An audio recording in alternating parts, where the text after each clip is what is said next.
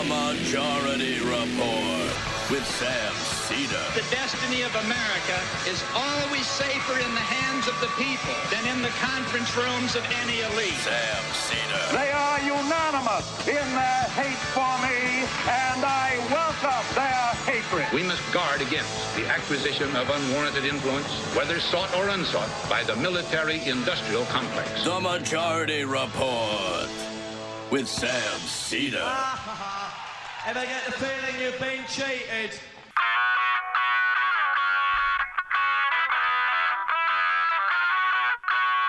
It's Thursday, January 9th, 2020. I'm Michael Brooks on a Michael Thursday. This is the 5 or 6 time award-winning, I don't know, whatever, 5-time award-winning Majority Report.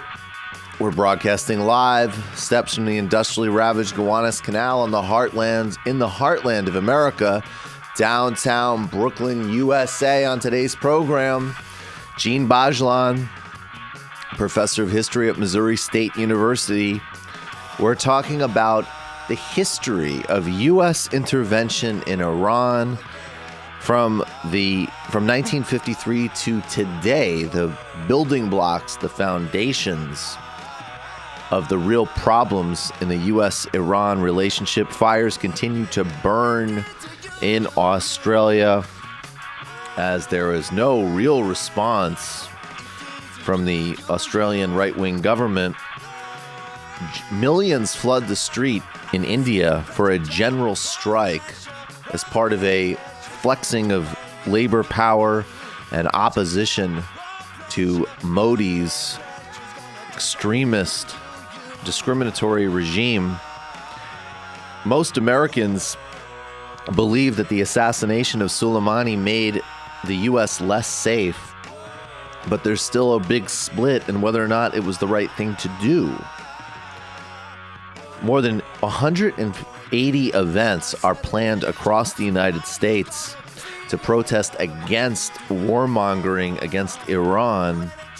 GOP lawmakers called the Trump administration's briefing on the Soleimani assassination insulting and demeaning, as Mike Lee and Rand Paul indicate they'll support reining the administration in. The House is set to vote on a war powers resolution, although it is not the progressive option. It does not appear to be the progressive one that had been put forward by Ro Khanna. Senate Democrats say it's time to send impeachment articles to the Senate. Northern Syria depends on UN aid. Its delivery could end tomorrow. The Trump administration wants to change environmental rules to speed up highway construction projects, pipelines, and more. Steve Mnuchin seeks a delay on proposed disclosure of Secret Service spending on presidential travel until after the election. And the Sunrise Movement, the movement of millennials serious about actually doing something about the global ecological crisis, have chosen the candidate with the most serious plan. They have endorsed Senator Bernie Sanders for president. Atlanta Hawks star Trae Young has personally is contributed $1 million to cancel a medical debt in the city of Atlanta. Great, awesome personal generosity. And of course, we need to eliminate all medical debt, and it cannot come down to somebody's personal goodness. However, that is an incredibly awesome thing of him to do. All that and more on today's Majority Report. We're here, 3 of us. It's Lek Day, Brendan Day, and Michael Day. Lek telling us about how excited he is to see a chiropractor. Some new work he's been doing with sound healing.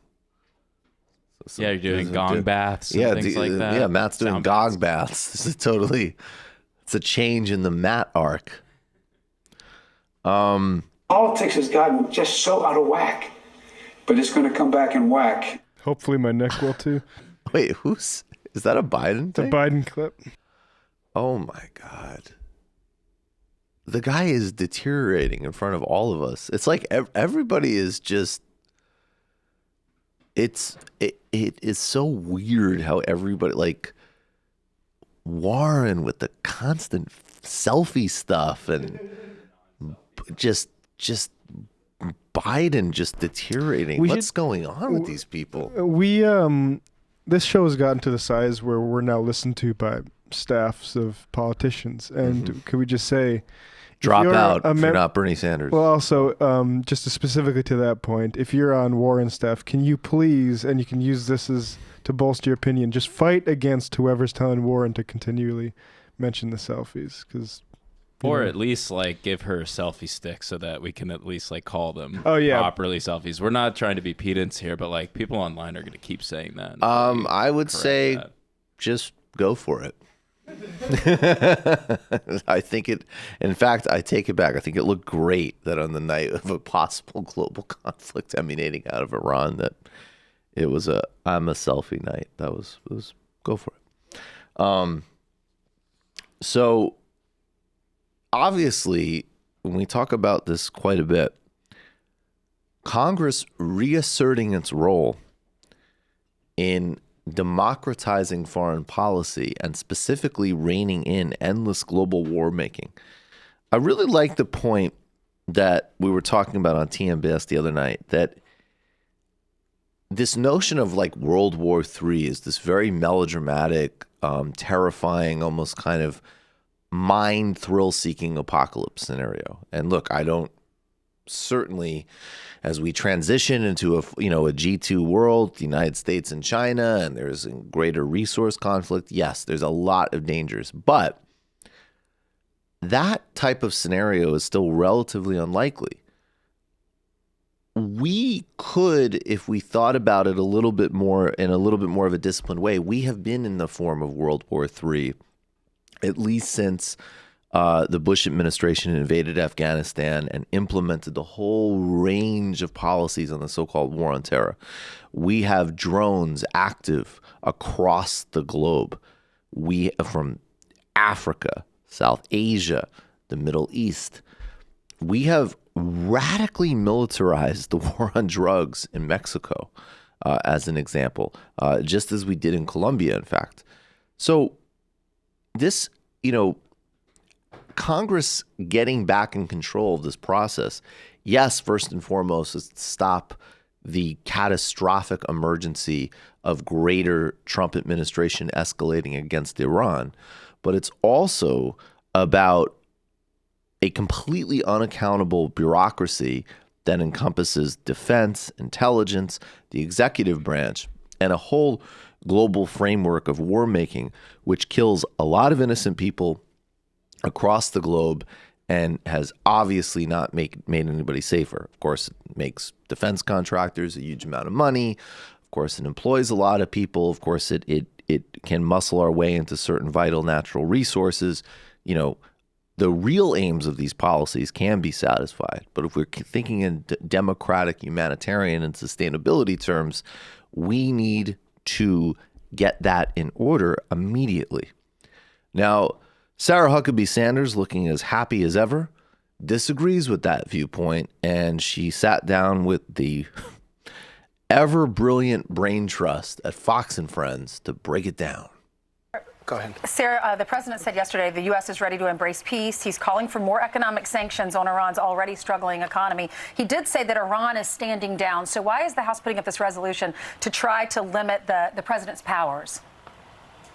I can't think of anything dumber than allowing Congress to take over our foreign policy. They can't seem to manage to get much of anything done. I think the last thing we want to do is push powers into Congress's hands and take them away from the president. Any Democrat that doesn't understand that America is safer now that one of the most dangerous terrorists in the world is rotting in hell is completely naive and completely misses what we need to have in a foreign policy. And the last thing I want to do is see them take power away from President Trump and put it into their own hands. I don't think anything could be worse for America. Okay, I mean, first and foremost, obviously, that's pure authoritarianism. I have never, I mean, that is pure authoritarianism. Usually I remember back in the day when, flag waving, rah, rah, rah Republicans pretended to respect the Constitution. This is purely unconstitutional. And you are seeing at least some rhetorical. I'm never going to give people like Mike Lee or Rand Paul credit until they actually vote on some of these things. But you're seeing the rhetorical indications. And Rand Paul did vote against the 2017 Iran sanctions along with Bernie Sanders, which was really shaping up to be maybe the most important international vote that you could cast in the last couple of years. And everybody voted in the Senate voted the wrong way besides Sanders and Paul. Most Americans actually disagree with this, stunning stupidity and authoritarianism you just saw there. This is a new poll from USA Today and Ipsos. And the takeaways are that 28% of Americans say much less safe, 27% say somewhat less safe, 21% don't know, 15% say much more safe, and 9% say 25% say somewhat more safe, 9% say much more safe. 42% supported the assassination of Soleimani, 33% opposed it, and 25% say they don't know what to think. Obviously, of course, Republicans were much more supportive than Democrats, and independents were almost evenly split. And, those numbers relative to somebody who grew up, or not didn't grow up, but was, young and saw like the pure bloodlust and cult-like alignment under the Bush administration and the so-called war on terrorism, Afghanistan, and then of course just the relentless lie and propaganda campaign before the invasion of Iraq. That's somewhat encouraging. At the same time, I think what's holding us back here is basically Trump's anxiety about actually getting in deeper. And I think clearly you have a Republican base. I think there's some people on the margins that genuinely would like to step back from interventionism. But I think most of these, most of the people who think Trump is just great are just, again, they're in that mindset she just expressed right there. Authoritarian. So we'll see how things progress. Iran obviously engaged in a proportional response, and that was, according to Pepe Escobar's reporting, there was even some type of a back channel through Qatar basically saying, can we, pre-agree on something like that? And again, just objectively, watch as Iran continues to be the, relatively speaking, responsible party here. It is what it is. It's weird when a Huckabee challenges you to think of anything dumber than anything else. I like that. You waited in the cut for that one. That was good. All right, guys, we're going to take a little break, and we'll be right back with Professor Djene Bajalan.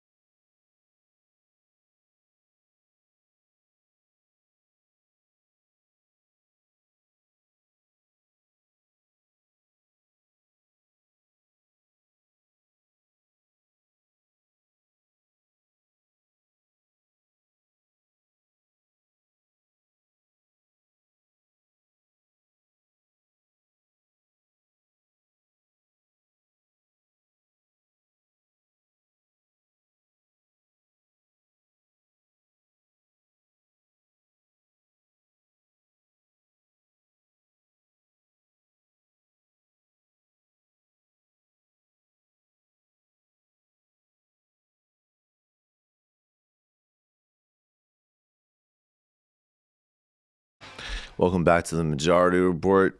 Definitely have ceded authority on interstitial selection. Joining us now is Djene Bajalan. He's a professor of history at Missouri State University. Djene, got an echo. I don't know what's happening. Okay. Djene, welcome. Thank you so much for having me, Michael. It's good to speak to you. I hope it's sad that we have to speak under such unfortunate circumstances at the moment. Well, that was actually, maybe we'll start just with a little bit of an update. I mean, obviously, this has been catastrophic. You know, we have this assassination, this major escalation by Trump, then a, very calibrated response. And then look, additional sanctions against Iran are obviously going to be terrible for the Iranian people. But it did seem to me that a very slurry and kind of oddly sedated Trump, stood down a bit yesterday. And now we have, some Republican senators at least beating up on the security briefings here. So do you think that, look, obviously this is all incredibly dangerous, and taking this course of action is, mind-bogglingly reckless and stupid, and part of a much bigger set of problems, which we'll talk about in a minute. But do things seem to be a bit cooled, relatively speaking, to you? I certainly think things have cooled down a little bit. It was a stressful night for, everybody who's both, interested in the Middle East and has family or friends in the Middle East. The other day when we had the Iranian counterstrike with those missiles, it was very stressful for people in Iraq who've already gone through, so much over the last decade and a half. So, it seems that we have once again stepped back from the brink. If you remember, a couple of months back, we had that scare with following the downing of the U.S. drone. But, this is just an unending this is just sort of a continuing cycle where we see a ramp up to war, then a step back. And, this is extremely dangerous because, sometimes things can get out of control. Accidents do happen. And, when people, even if people don't intend to get us dragged into a war, things could escalate escalate in such a way that conflict picks up and becomes not inevitable, but conflict picks up and breaks out without people really intending that. I don't think Donald Trump really wants to get into a full-scale war with Iran. I think there are certainly people around him who do. You have, Pompeo, you have Pence, and you have other neoconservative figures who have long wanted to attack Iran. But I think Trump's instinct is to avoid that kind of conflict. But Trump is a relatively incoherent president, so it's very difficult to predict, which way he's going to go. Let's go back to 1953.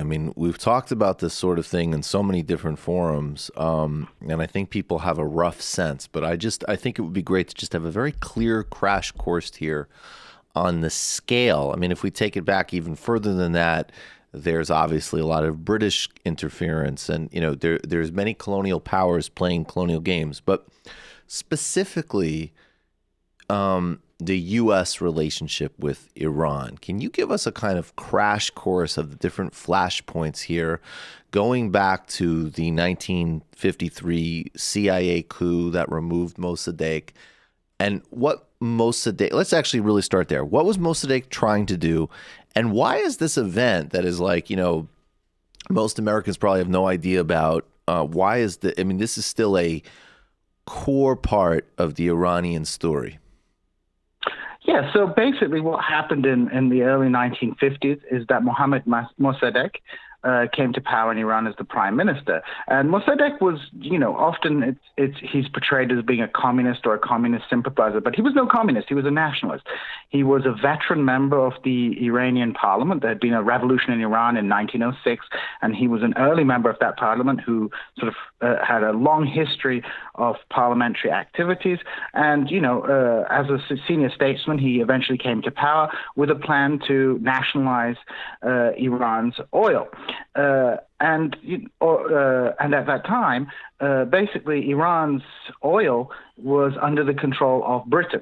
So 1953 is an interesting point because it's kind of a period in which we not only do we see America ramping up its intervention into Iran, but we also see the decline of the British Empire.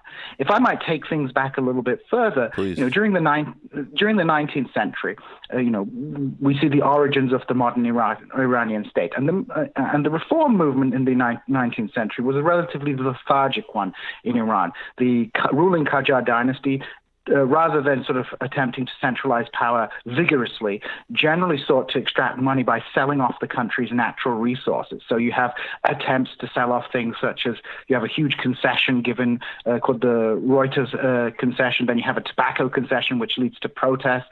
And then you have the Diachi concession in the early 20th century, which lays the foundation for the formation of Anglo-Iranian oil, which became British Petroleum, and which really took over the Iranian oil industry.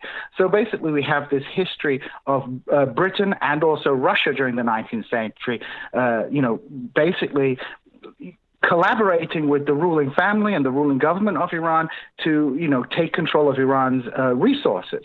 Now, in 1906, there was a constitutional revolution, as I mentioned. And one of the interesting sort of ironies of history is that, crushed between Russian and British imperialism, the constitutionalists who came to power after this revolution, which was eventually crushed by Russia and Britain, looked to the United States as a kind of third power that could perhaps, assist them in gaining independence. And we have William Morgan Schuster being dispatched to the country, trying to help the constitutional regime to sort of reform itself and resist British and Russian imperialism. This obviously failed. And, Schuster, who became obviously well known in the publishing industry in the United States, wrote a book called The Strangling of Persia, where he sees how these imperial powers sort of, were stymieing any kind of reform in the country.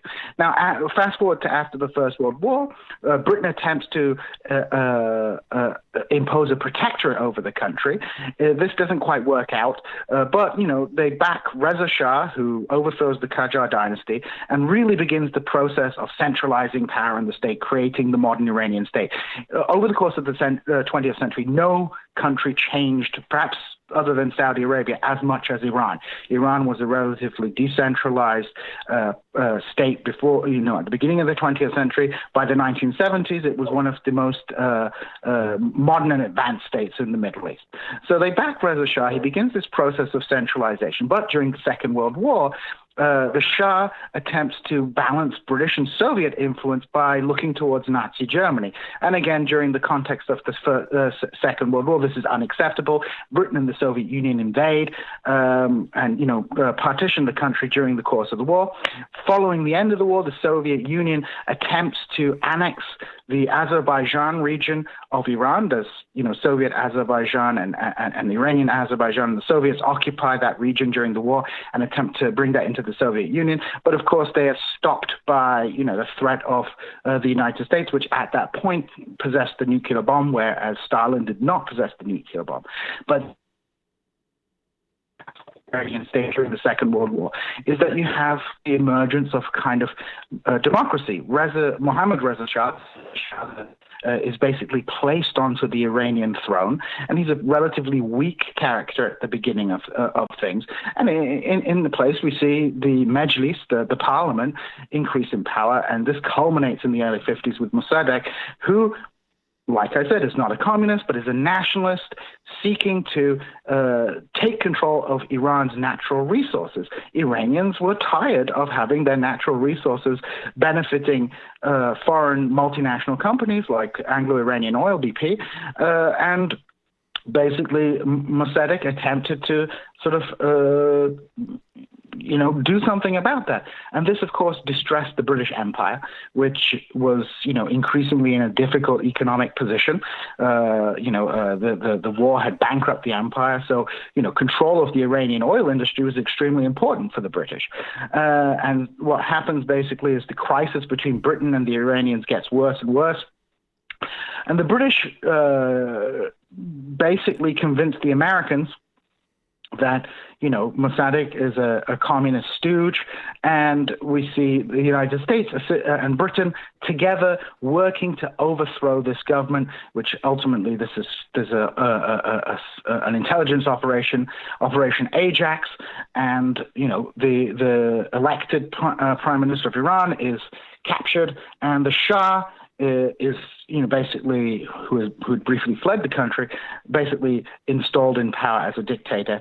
And from this point over, we see sort of British influence declining, and the United States becoming the primary imperial power, a primary backer of the Shah's regime.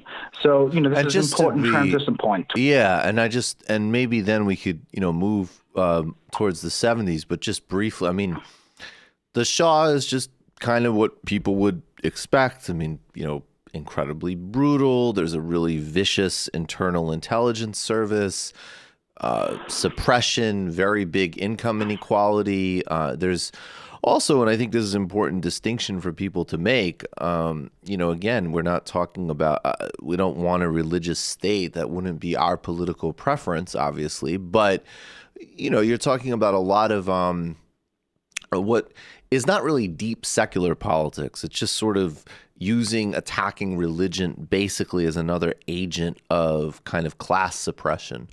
But also because, of the destruction of civil society, the mosque is actually one of the only places where there's still some actual ability for people to meet and sort of discuss politics and things like that without complete oversight. And then the other thing that I think is maybe also important to touch on is it isn't just that, it isn't just sort of like, okay, this is a Western-oriented U.S. backed dictator in an oil-rich place. The Shah, in this period, there's a partnership that's developed in the intelligence services connecting the CIA, the Israeli intelligence, Turkish, and Iranian. So this is a very active agent of U.S. interest and intelligence operations in the Middle East.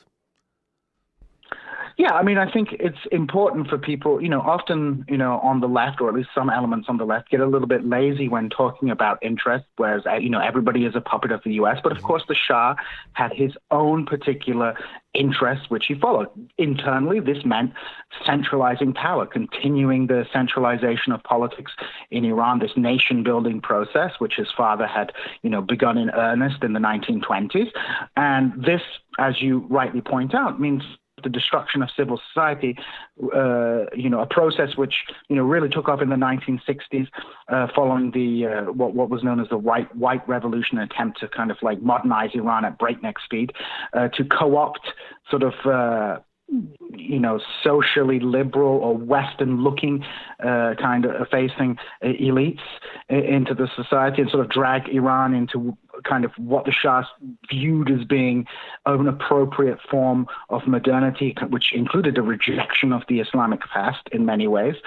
So he continued that process, which eventually led to the fact that the mosque remained this last bastion of semi-independent civil society from the Shah, and an important center of opposition. This was not a new thing. The role of the ulama, the clerics scholars of Shia Islam, goes back to the 19th century. They were critical in the protests of the 1890s, which reversed the tobacco concession.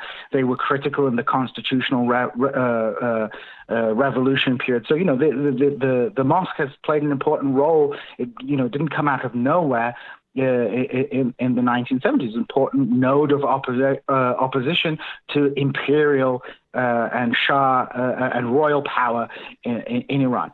Externally, the Shah also had his own interests, which was, of course, to assert Iranian primacy over the Middle East. And this is actually a continuity with the Islamic Republic. The difference being that the Shah generally sought to advance Iran's foreign policy interests in concert with the United States, using through common opposition to the Soviet Union, through anti-communism, basically within the context of the Cold War, which meant relinquishing Iran's claims over Bahrain in the early 1970s, making an agreement with Saddam Hussein of Iraq in 1975, helping the Omanis defeat left-wing insurgents in their country, and supporting what the Americans viewed as moderate leaders across the Middle East, from Jordan to Libya. In fact, the Shah's influence extended even beyond the Middle East. When the dictatorship in Spain fell, the Shah supported right-wing forces to avoid a complete left-wing takeover of Spanish politics. He provided money to them to support the royal family. So, this is the Shah played had his own interests, and of course these were in concert with in many ways were in concert with Iran. So then talk with the U.S. Yeah. So talk about then, I guess the revolution. How it maybe briefly how a kind of multi-factional revolution turns into a Islamic one. And to be really clear, there was always obviously a major role. The Ayatollah, the Muslim forces were incredibly important in this revolution. But there was also a left, there was also a liberal faction who ended up being marginalized. And then maybe through then, can you take us, and then of course there's the hostage crisis, which is obviously a violation and an enduring sense of massive grievance. It seems to me, even in the main, for people who actually weren't the victims of it. A lot of the people who actually went through this horrible experience seem to have much more sort of thoughtful and interesting takes on what that relationship could be. And then in the 1980s, maybe specifically, because I think the other major event is obviously the Iran-Iraq War, and then having the United States and other major players in the West be supplying Saddam Hussein while he attacks Iran with chemical weapons. Yeah, I mean, so if we look at the context of the revolution, it's often called an Islamic revolution. Of course, Islam is important in that revolution, as you know. But it's a nationalist revolution in many ways. Islam is becomes an important symbolic resource for the nationalists to mobilize, to sort of build a sort of an Iranian identity that separates itself from the sort of secular, pre-Islamic Iranian identity promoted by the Shah and his followers. So, of course, because of the dictatorship of the Shah, we see a radicalization in Iranian politics, which hollows out the sort of liberal reformist center, and we see communists and Islamists increasingly becoming powerful in the country. And, of course, the U.S., with its support for the regime, as well as important symbolic issues such as the extraterritorial rights that Americans enjoyed in Iran, which was seen as a big violation of Iranian sovereignty. All these things helped, created a tinderbox, which the country was ready to explode. So we see in the late 1970s. The Iranian economy, basically, the Iranian regime had been sort of sustained by sort of economic success in the 60s and 70s, growth, wage growth, but eventually, we have an overheating of the Iranian economy. We have, inflation. We have, we have a sort of massive movement of rural population into the cities, which is exacerbated by the Shah's policies, and this creates a crisis which, eventually overthrows the regime in 1979, and we have basically coming to the fore, left-wing forces and Islamist forces cooperating, and once the Shah leaves in 79, we see sort of this process by which, fall post-revolution, there is, from the left-wing perspective, a counter-revolution in which conservative forces that had been allied with the left, and, we can also talk about the strategic mistakes made by the Iranian left, which many Iranian leftists backed Khomeini, seeing him as being, potentially a weak figurehead for the revolution. But when he got into power, of course, he very quickly began to consolidate power. And just as a interjection, I talked to someone who was involved very significantly, actually held an ambassadorial role in the first revolutionary government. And this is somebody who's, Iranian, completely secular, I would say a social democrat sort of politics. And he said, yeah, I absolutely. I thought that in the same way that the Congress Party in India had Gandhi, and of course there was this, Hindu and spiritual dimension, but he's like, I thought the Ayatollah was totally an analogous figure. And of course Gandhi was a very shrewd politician too, but he was also a Democrat. For his flaws. And I think, that just to underline that people really did have a sense of the Ayatollah as some type of, maybe with greater or lesser degrees of power, but some type of kind of moral sort of organizing force or figurehead, and not this actually really effective kind of brutal Machiavellian character that he turns out to be.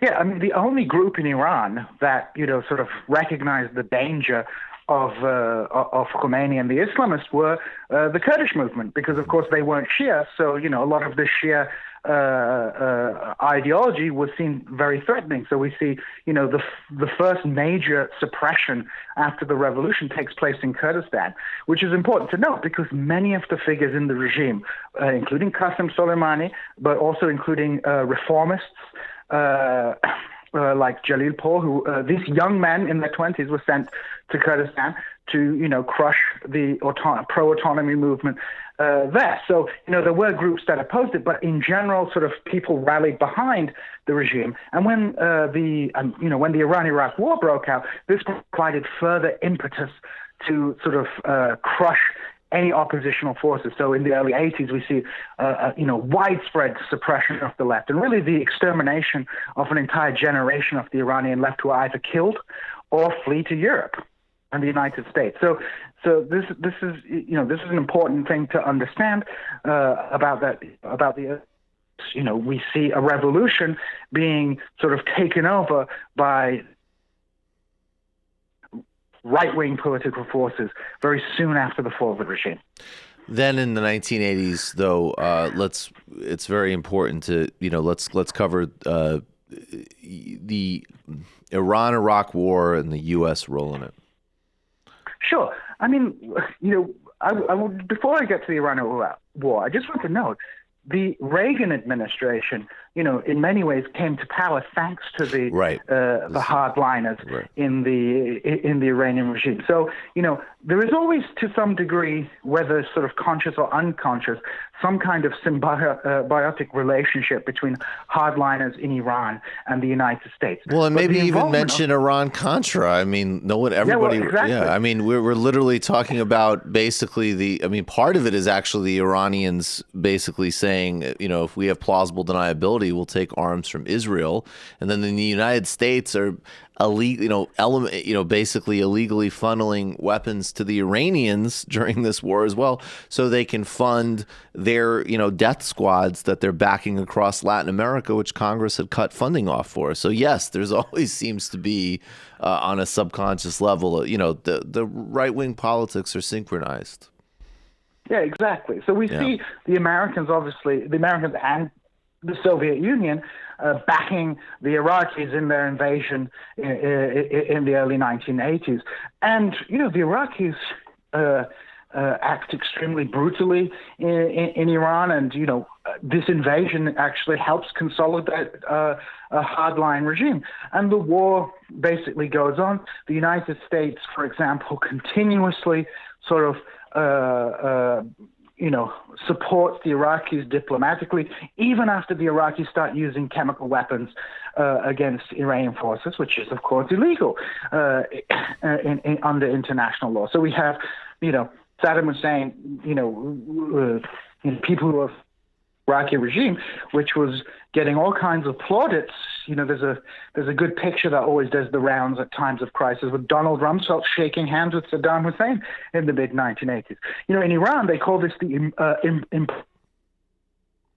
it was a war, basically, which many Iranians see as being imposed by the United States. That the Iraqis had their own reasons for invading Iran, but of course, this wouldn't have been possible without a green light from the United States or the Soviet Union. And the cost to Iranians was enormous. You have the regime consolidating, but you have, hundreds of thousands of people, young Iranians, going to war, and the regime, sending wave after wave of Iranians into combat, including underage kids to defend their country against Iraqi invasion. So, you have this tragic war, which is started by the Iraqis.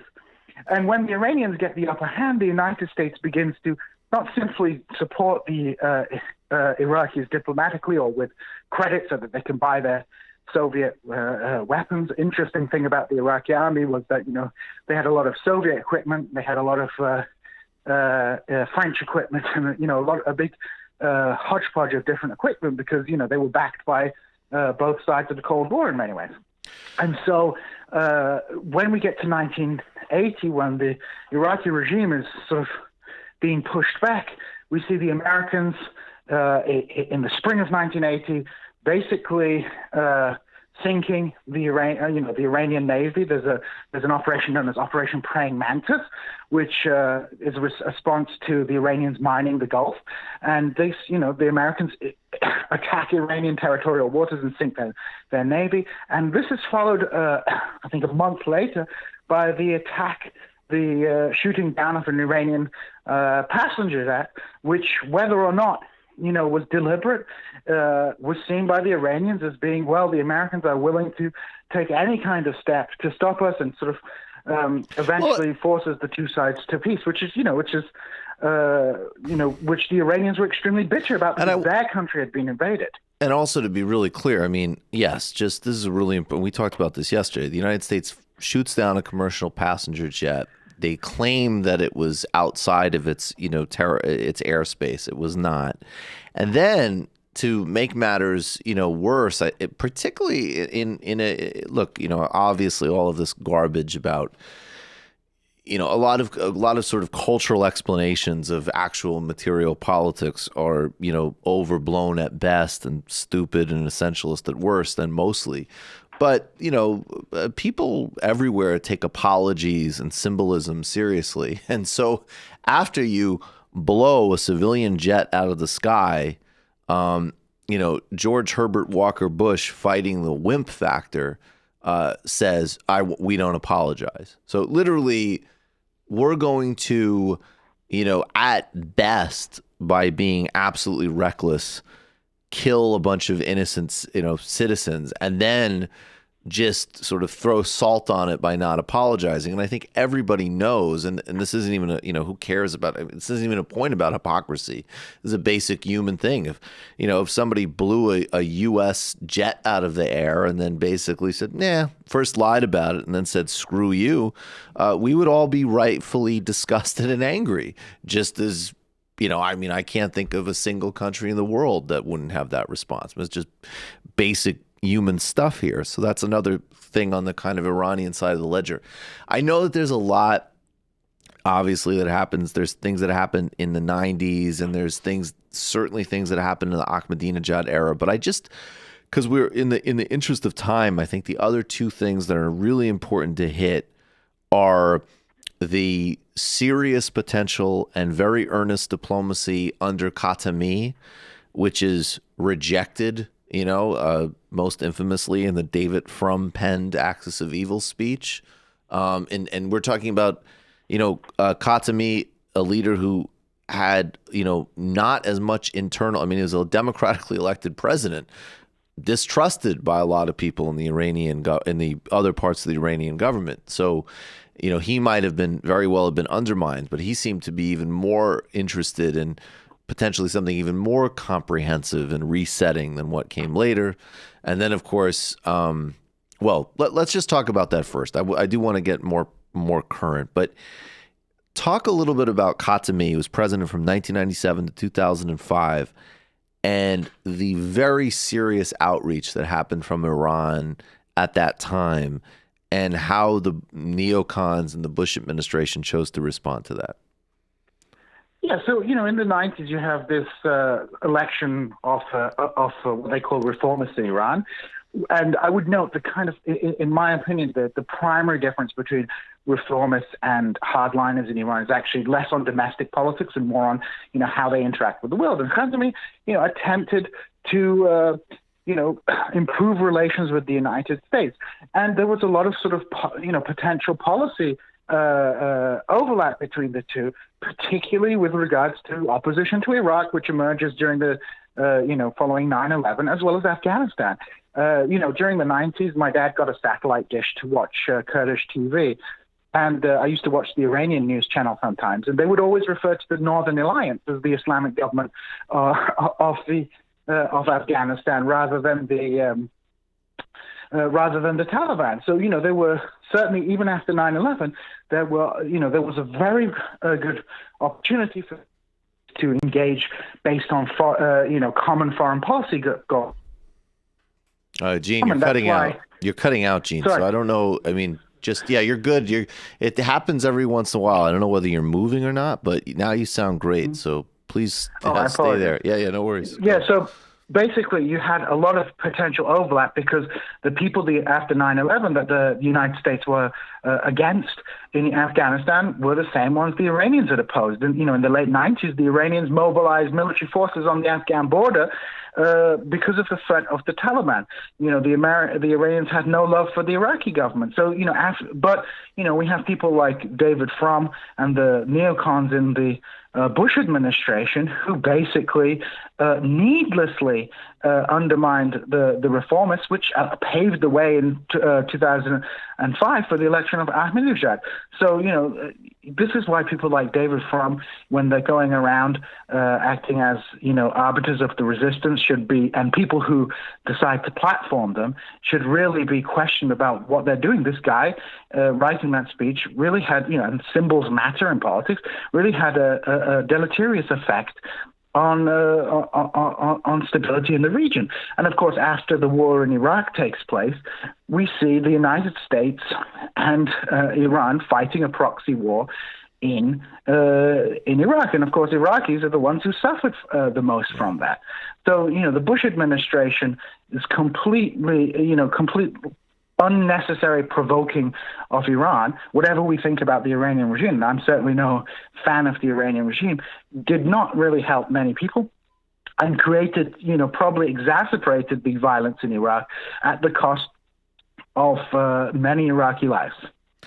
And then we have, the phase we're in now. And I want to just also touch on, I think this is actually really important history. In 2010, President Lula of Brazil actually negotiated a deal that was very similar on the Iranian nuclear weapons program as to what would end up being signed several years later, by President Obama and negotiating partners. And, the view from Brazil and other sort of developing countries involved in this process, Turkey was as well, which I'm very sympathetic to, is that, look, this was actually this was a real deal, and it was very similar, maybe even better in some respects than what would come later. And the reason that it was just sort of rejected out of hand by the West and by Merkel and Obama was essentially just, we can't have players like Brazil negotiating stuff like this. This needs to come from Washington or Berlin. And I think that that's really important history. And I think it's also important to underline because even under Ahmadinejad, there was a willingness in Iran because of its own, again, just like as you say, its own tactical and strategic considerations, its own eyeing of the Middle East, and its own interests to negotiate some sort of deal with the United States. Then we have this Iran deal that, by all accounts, Iran followed closely, and then of course Trump. Is it, in addition to the ideological foundations of all the people around Trump egging on war and conflict, do you think there's also just a real sort of delusion and misreading in the sense that these are the types of people that could hear reports from Iran that people are protesting because people are angry about inequality or social repression or, labor suppression, other real serious problems in Iran. And then they see that as, confuse that as they would with some type of desire for an outside coup or invasion. Like, what is the actual, thinking here in the context of that history? It's a very interesting question. And, what I find interesting about this assassination that took place recently is the sort of the focus on the individual as being, critical to the functioning of a regime. There's, people familiar with the functioning of the Revolutionary Guard, don't think that the assassination of Qasem Soleimani is going to make a difference. But it reminded me of the initial strike at the beginning of the Iraq War, which was sort of dedicated to assassinating Saddam Hussein, as if you take out one person, you're going to be able to kind of a sort of non-state actor. The taking out of a political leader can have a serious effect on the organization. But when we're dealing with a nation state, with the power of, with the monopoly of violence and the ability to tax, the individual is less important. But it does speak to a kind of worldview that sees individuals as being critical. The joke my wife often makes is like, well, liberals and conservatives often talk about assassinations, when really, if you want to change things, you need a guillotine. It's like it's not about it's not about getting rid of individuals, but I think there are people out there who think that you just take out one person and you'll suddenly solve your problems, which that's not how it works when you have these large bureaucratic structures. So I think it's a kind of weird libertarianism almost in some way that looks at politics as this kind of great man theory. So, you take out the great man. Did the taking out of Osama bin Laden end Islamic terrorism? Has ISIS disappeared since al-Baghdadi was assassinated? Take it, different examples. The Turkish government arrested Abdullah Öcalan in 1999, and the PKK is still a major force in amongst the Kurds of Turkey, and to some extent in Iraq as well. So it's a kind of worldview which I think is fundamentally misunderstands how political power operates. So what, just in a more narrow way, and there's so much more to look at. I mean, there's obviously, as you said, the way Iraq is constantly victimized in these dynamics, going back to the U.S. invasion. There's the recklessness of Netanyahu and MBS, and what are the Israeli and Gulf interests, and so on. And then also how this, we talked on my show the other day about how this could be undermining, particularly this incredible cross-sectarian movement emerging in Lebanon. But taking it slightly more narrowly, but maybe it touches on those other things I mentioned. I mean, what if, obviously the person who is the most serious about this and has some voting record to match it is Sanders. But, what are the practical things that leadership could do to bring us back here? To the extent any line can be held against Trump, I mean, we have no democratic accountability in foreign policy right now, and small d democratic. So that's one, dealing with an ongoing emergency as long as this idiot is president and the goons around him are empowered. But what would, so that's one part of it. And then the other part, and I'm presuming here somebody who actually might want to at least attempt some actual reform in U.S. foreign policy and bring us back here. What are the kind of roadmaps of what could actually be done?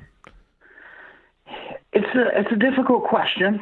I mean, I don't mean to sound pessimistic, but, the biggest blow that Trump has done has been to pull out of the Iran deal, not simply because he pulled out of a deal which was limiting Iran's nuclear ambitions. And that's an important thing for everybody, because if Iran gets a nuke, we're going to see Turkey and Saudi Arabia wanting a nuke, and the last thing we need is a nuclearized Middle East. But Gene, can I ask you? Who can trust? Who can trust the United States? Well, right. But can I also just ask you really quickly? I mean, one, it is important to note that there's there's never any conclusive evidence that Iran was ever weaponizing. That has never been proven. And the second thing is, yes, it would be bad in the broader Middle East, but I mean, What other rational conclusion could Iran get from all of this other than they should have a nuke?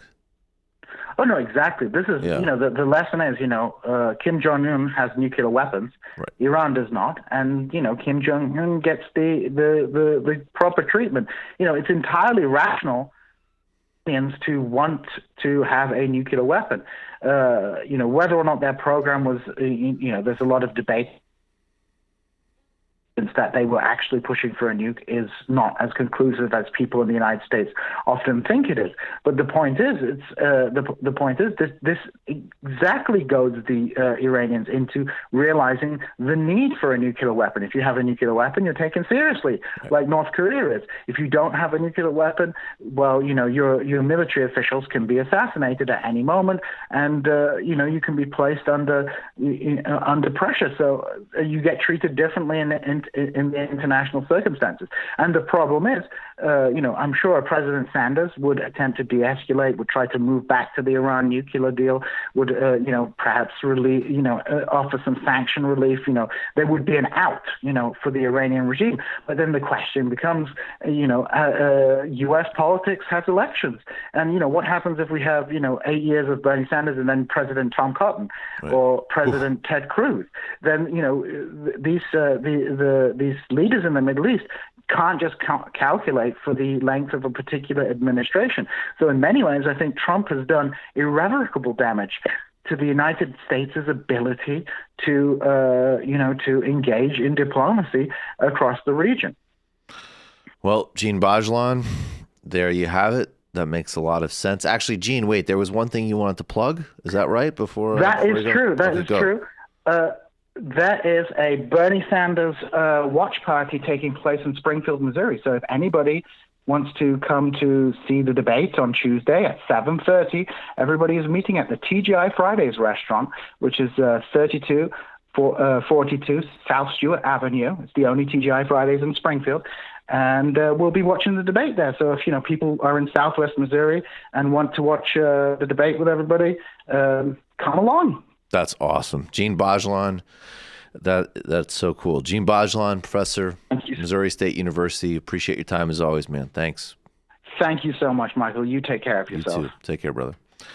All right, folks, become a member of the Majority Report today, majority.fm/become a member. That's how this show happens, and how amazing is that? You can also check out justcoffee.coop, fair trade tea, coffee, or chocolate. If you haven't yet, subscribe to the YouTube channel, hit the notification bell. Then go right over, if you haven't yet, to the Michael Brooks Show YouTube channel, subscribe and hit the notification bell. We're under 300 subs away from our first 100,000 subscribers on YouTube. So TMBS strong, check it out. And then go to TMBS.fm or go to the Bell House website. Grab your tickets to our live show, February 7th. Really excited about it. Have incredible guests, Alona Minkowski, Brandon Sutton, Ben Burgess, Harvey K. And if you're into some old MR nostalgia, Matt Binder is going to join us. It's going to be an incredibly fun show. We're past the halfway point in sales with a month to go. So if the past the indicator, we'll sell out. So go grab your tickets quick and come see us.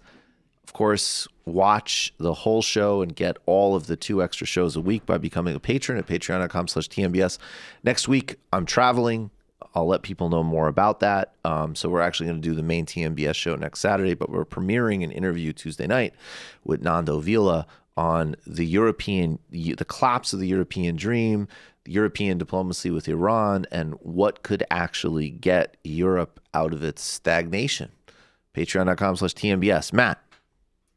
Coming up on Literary Hangover, Alex and I will be discussing the Sotweed Factor, and sort of obscure 1708 satirical poem about the Chesapeake Bay and Maryland area, and about how it's a penal colony. So we'll be talking about Benedict Anderson's Imagined Communities and how satire plays a role in that, because it's all about the sort of snooty English entrepreneur and all the penal colony laborers in Maryland. So we'll be talking about that, how everyone's drunk, how the judges are illiterate and can be bribed easily. So it's pretty fun, actually. It's a very interesting poem, very misogynistic, a little bit of he's drunk and he comes across some women playing cards and he thinks it's a witch's sort of circle. So it's very interesting for 1708. See, Brendan, you don't have to get upset when you see women playing dominoes on the street in Brooklyn. Yeah, it's not a witch's circle. It's not supernatural. But there is an origin to your fear. Exactly. Or at least it's been around for a long time. So Brendan comes in, he goes, I don't know why these women play dominoes. And if There's people, witches coven in my neighborhood. If people want to hear me read the poem, they can go to patreon.com/literary hangover because I read it. It's about 30 minutes long, and it's in. You read a 30-minute poem? It's in hudibristic couplets, heroic couplet form. Go become a patron of Literary Hangover. That's amazing. Yeah. All right, folks. See ya in the fun half. You are in for it. All right, folks. 646-257-3920. See you in the fun half. Are you ready?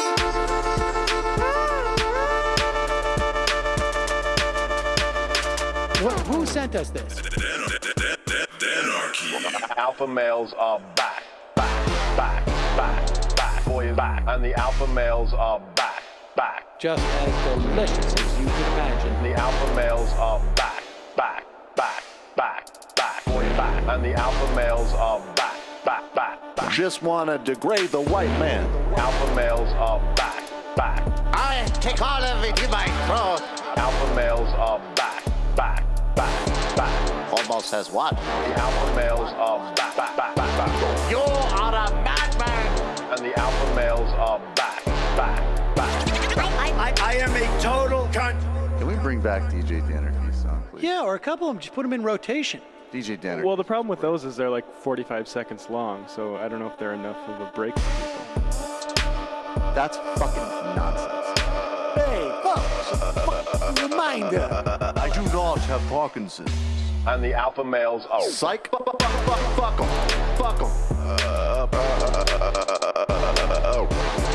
Almost says what? What?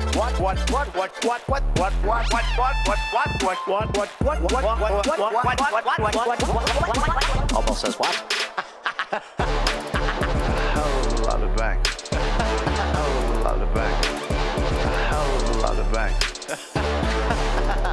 Hell of a lot of bank. Hell of a lot of bank. All lives matter. Have you tried doing an impression on a college campus? I think that there's no reason why reasonable people across the divide can't all agree with this. Psych. And the alpha males are back. And the Africans are black African. And the alpha males are back. And the Africans are black. See Donald Trump out there, doesn't a little part of you think that America deserves to be taken over by jihadists? Keeping it 100. Can't knock the hustle. Come on! Fuck 'em. Things I do for the bigger game plan. By the way, it's my birthday! Happy birthday to me, Jew boy! I have a thought experiment for you. And the alpha males are back. Africans are black. Alpha males are back. Africans are black. Come on! Come on! Someone needs to pay the price for blasphemy around here. I am a total pussy.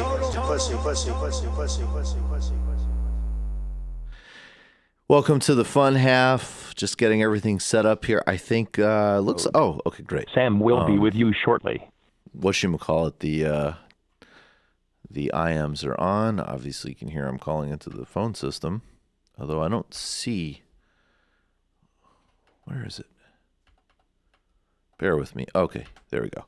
All right. Let's keep moving forward. Plow ahead with some sound here. I think that this is somewhat significant. Again, there's different versions of bills in the House. I mean, Sanders and Khanna have put forward something very straightforward, which is we will cut funding for this. There's a 5-page, I'm quoting now from The Hill, there's a 5-page resolution by Representative Elisa Slotkin, D. Michigan, that would halt U.S. military actions against Iran without specific congressional approval. In a nod to the caucus's moderates, it does not directly criticize Trump or his top officials. The resolution directs the president to end the use of U.S. armed forces to engage in hostilities in or against Iran unless Congress has formally authorized it or there is an imminent armed attack upon the United States. And it was introduced Wednesday by Representative Slotkin, a former CIA analyst who served 3 tours in Iraq and represents a competitive district. So, first of all, of course, I think the clear critical language is incredibly important because this was a catastrophically stupid and reckless and illegal thing to do. But the other part is that if you look, and Sam went over this very meticulously yesterday, the lying and constantly shifting rationale that they're providing for this assassination shows that basically an imminent threat is wide enough to drive 50 trucks through. So I'm going to want to see something a lot stronger and a lot clearer to stop this, although it is, I guess, something.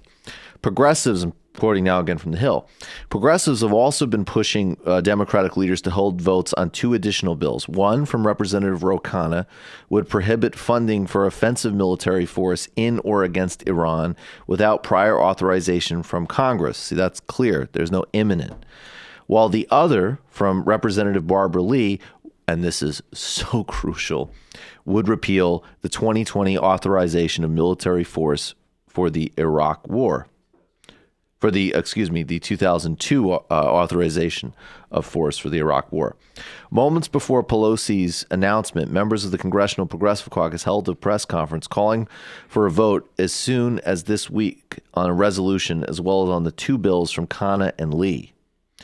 Pelosi also confirmed Wednesday that the House may soon consider 2 bills being pushed by CPC reps from Khanna and Lee, both California. So that's the state of play of where we're at now. And, you know, these characters like Slotkin, who, again, I mean, look, this is somebody who literally comes from the CIA. And I don't mean that as some type of, you know, look, if you, what'd you say? It's not a Buttigieg joke. It's not a Buttigieg joke. And it's also not somebody who said, I served in these agencies, I learned maybe a thing or two. And also, I see... you know, maybe they want to defend them, you know, obviously more than I do. I think obviously, of course, ultimately something like the CIA is just simply incompatible with a functioning democracy. I mean, that should go without saying for anybody who's spent any time actually thinking about this. People like Harry Truman agreed with you. People like Harry Truman agreed with me, exactly. Leftists. Yeah, this is not right. To be very clear, this is not like just my you know, enthusiastic Noam Chomsky reading here. This is Harry Truman stuff. But this isn't somebody who said, however, of course, between you know, the drone program and the history of interventions and torture and so on, and as well as just intelligence failures, of course, I saw it on the inside, and these, you know, like the CIA has an incredible amount of problems. It needs serious oversight. No. These are the types of people who ran for Congress, essentially, you know, worshiping at the altar of the national security state to make, you know, sort of performative criticisms of Donald Trump. Nothing substantive and serious about the U.S. national security state, or, of course, you know, not our global empire and all of the damage that it does across the world. So, you know, this imminent language is exactly the type of language that, particularly with an administration filled with just absolute and pure dishonesty like the Trump administration, they're going to be able to drive through without any problem. And so, and just as an example of this, we'll go to Mike Pence. Now, Mike Pence was actually trying to, don't forget this, he was literally trying to connect the assassinated General Soleimani to September 11th. Now, the lie that Saddam Hussein was part of September 11th was a core part of the hysteria and propaganda and relentless lie-making of the Bush administration, of many Democrats, of neoconservatives. that got us to invade Iraq. And people forget this. You know, there were three elements of that argument. There was weapons of mass destruction lie. I don't want the evidence to be a mushroom cloud, is a literal quote, I believe from Condoleezza Rice. The totally dishonest Colin Powell presentation, the hyped and dishonest intelligence reports from the UK and the United States. Then there was, believe it or not, there as a carryover of the Samantha Power mindset, although she did not support the Iraq invasion, but there was the best way to ensure human rights in the world is to unleash the most powerful killing machine in the history of the planet everywhere without any strategy. So we're going to accurately talk about Saddam Hussein's many abuses and crimes, although some of them, that we're going to really highlight did occur like in the 80s. So, there was a little bit of a time lag there, but this is really a human rights thing. And this is also really a democratize the Middle East, because of course the way the Middle East will have democracy is by a vicious military assault in a completely illegal and dishonest manner. And then the third part was a steady drip of dishonest and fake intelligence attempting to establish a connection between Saddam Hussein and Al-Qaeda. So Mike Pence, now, Saddam Hussein was certainly an enemy of Al-Qaeda. They did not have good relations. They represented different things politically. And Iran, I mean, first of all, it's a different group, but Iran has actually been attacked by ISIS, which is not Al-Qaeda. In fact, now, according to a new piece in Foreign Affairs, we have to look at the new moderate turn of Al-Qaeda, which is very fascinating when you consider the endless fear-mongering and browbeating about Iran.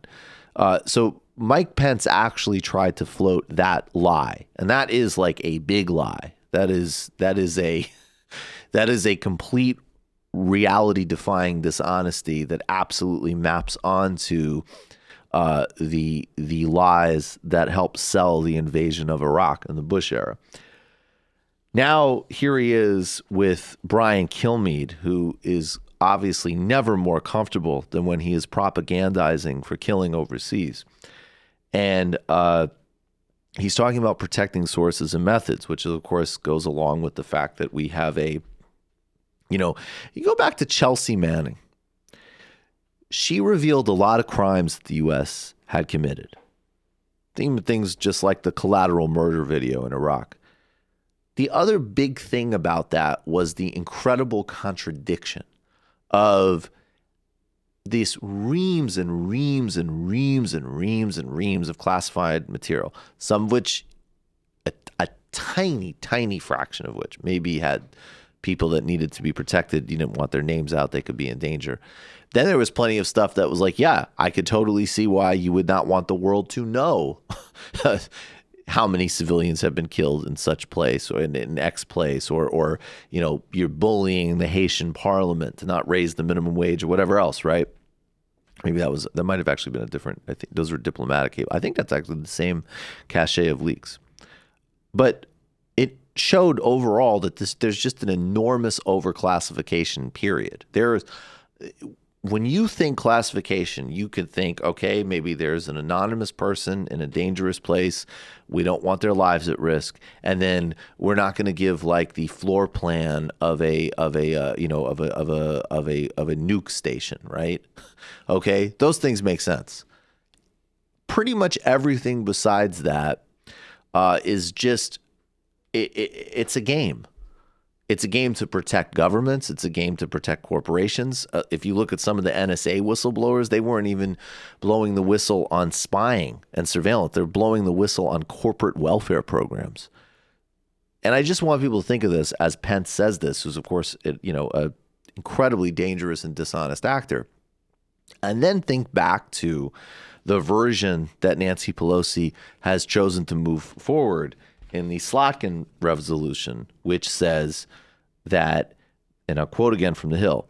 The resolution directs the president to end U.S. armed force to end the use of U.S. armed forces to engage in hostilities in or against Iran, unless Congress has formally authorized or there is a imminent armed attack upon the United States.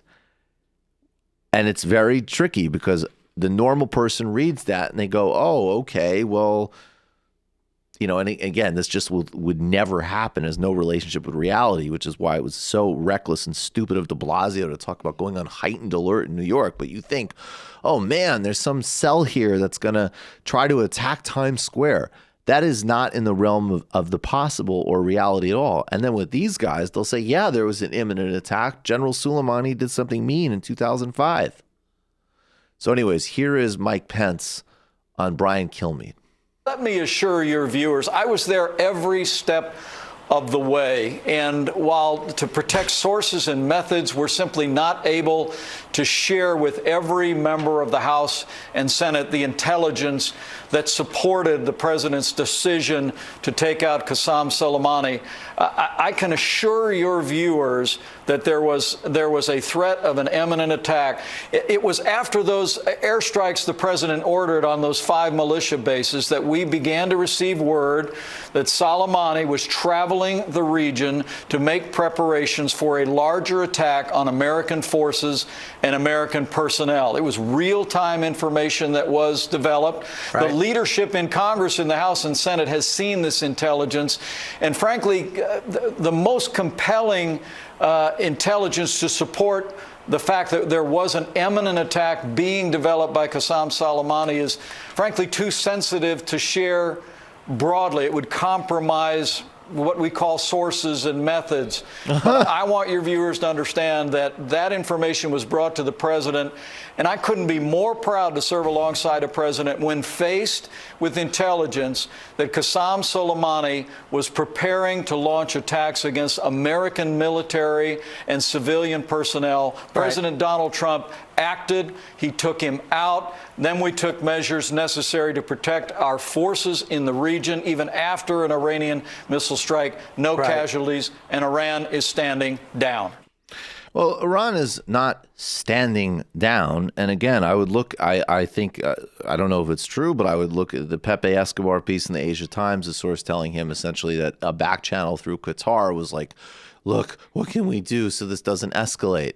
Because look, I think this is definitely an area where Trump and his anxiety and his stupidity and his incoherence has at least some anxiety about this. I think some actual, some true, thug, cyborg, and major Iraq invasion proponent like Mike Pence might actually be comfortable with all of the lives lost and the absolute disaster of war with Iran. But just also remember, too, that from all of the public record we have, which is namely the statements of senior Iraqi politicians, which in this case there's no reason to not believe them, and is matched by the fact that General Soleimani was flying with a diplomatic passport on a commercial jet. And this is a guy who absolutely has done clandestine operations, who knows how to move in and out of places, in ways that, normal people don't move in and out of places. He moved into Iraq in a completely above ground way. And that's because, according to the Iraqi officials and the version I believe, that he was there as part of a back channel to the Saudis and the Gulf states, let alone not imminent. And then his primary fighting capacity recently he provides support to Hezbollah, which has nothing to do with the United States one way or another in any type of direct, real way, period. He has, on the U.S. homeland, of course, there's conflict in terms of some proxy conflicts in the Middle East, although in Syria, and I don't deny, again, I'm somebody who said always that every single faction in Syria has committed crimes. And you don't even need to get into chemical weapons attacks to do that. The siege on Aleppo alone, okay? And I know that trigger, this is a topic that, people get into very blind thinking about from many different angles. But the bottom line at the same time is that that other people don't want to hear is that General Soleimani's primary task in Iraq and to some significant degree in Syria has been defeating ISIS. And then he's provided some backing to the Houthis, of which, one, the Houthis as a pure Iranian proxy is an absolutely vastly exaggerated story and has only become slightly a bit more true because of the genocidal campaign that the Saudis with U.S. support have waged in Yemen. So, and with Iraq, the height of that sort of proxy war had cooled significantly. So don't believe a word that comes out of Mike Pence's mouth ever. And I want you to think about what Mike Pence is saying here when we play these next two clips, which are, I just got to call it as we're seeing it. I mean, Rand Paul and Mike Lee were both briefed on this stuff. Now, Rand Paul, about the only vote I gotta give him. He voted against Iran sanctions in 2017, along with Bernie Sanders. That's the most important foreign policy vote we've dealt with recently. He voted the right way. Obviously, in the main, I think he's obscene. Everybody knows what I think of Rand Paul, and even down to I don't trust him to follow through on a lot of these things. That's really the main point. I think Ron Paul, his dad, was crazy and everything, but he absolutely voted as he spoke when it came to war. That's not always the case with Rand, but it was on this sanctions vote. Let's see what he said about. He was with Wolf Blitzer. He's talking about a briefing that senators received on this assassination, and then we'll go to Mike Lee. No specific information given to us of a specific attack. Generalities, stuff you read in the newspaper was given to us. I didn't learn anything in the hearing that I hadn't seen in a newspaper already, and none of it was overwhelming that X was going to happen. I'm not saying that really the world being rid of Soleimani is probably a good thing, but in the end, how we go about it and what are the ramifications of it are very important.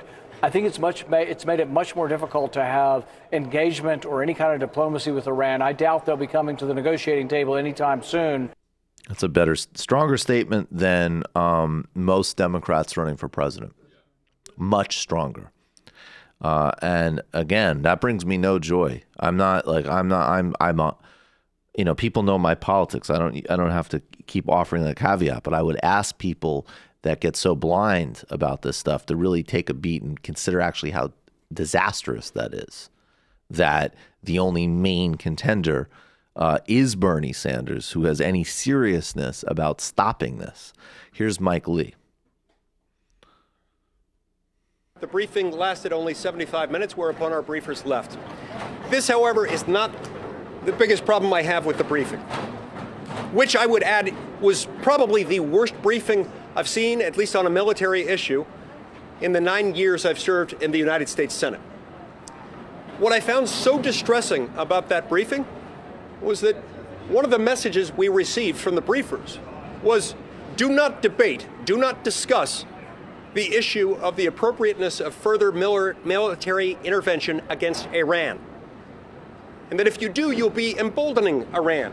It is not acceptable for officials within the executive branch of government, I don't care whether they're with the CIA, with the Department of Defense, or otherwise, to come in and tell us that we can't debate and discuss the appropriateness of military intervention against Iran. It's un-American, it's unconstitutional, and it's wrong. And I hope and expect that they will show greater deference to their own limited power in the future and to the power that belongs to Congress. This is not about us, it's not about any one of us. This is about our fidelity to those we represent. These powers are not ours. They don't belong to any of us. But when we allow them to be exercised through the wrong branches of government, with the wrong process, when you don't have debate and discussion, you don't allow the process itself to correct itself for the American people who will be most affected by these decisions to weigh in. That was insulting. That was demeaning to the process ordained by the Constitution, and I find it completely unacceptable. He's 100% right. I don't have anything to add to that. I mean, that's a Republican calling out the deep state. That's right. An actual call out. There's an actual deep state call out by a Republican. He's 1,000% right. That I want to play his other clip. Was there clip number 4, also of Mike Lee? This is incredibly important. To you that you should debate this? Was it all of them? Was it a specific cabinet member or agency director? Before I comment on that publicly, I'd really like to have a conversation with the president so I can make him aware of what we were told and by whom. But I will say that the messages we received didn't get any pushback internally from the briefers. What we were told over and over again was, look, this action was necessary. This was a bad guy. We had to do it. And we can't have division. We can't have dissension within our ranks, within our government, or else it sends the wrong signal to the Iranians. And I think that's completely wrong. They were asked repeatedly, what, if anything, would trigger the need for the administration to come back to Congress for a declaration of war or an authorization for the use of military force. At one point, I believe one of the briefers said something along the lines of, I'm sure we could think of something. But they struggled to identify anything. They were asked specifically, well, what about if you concluded, well, it's not my point to get into that here.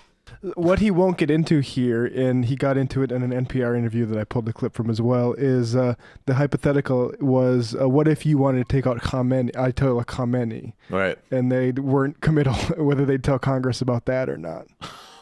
I don't want to accidentally say anything classified.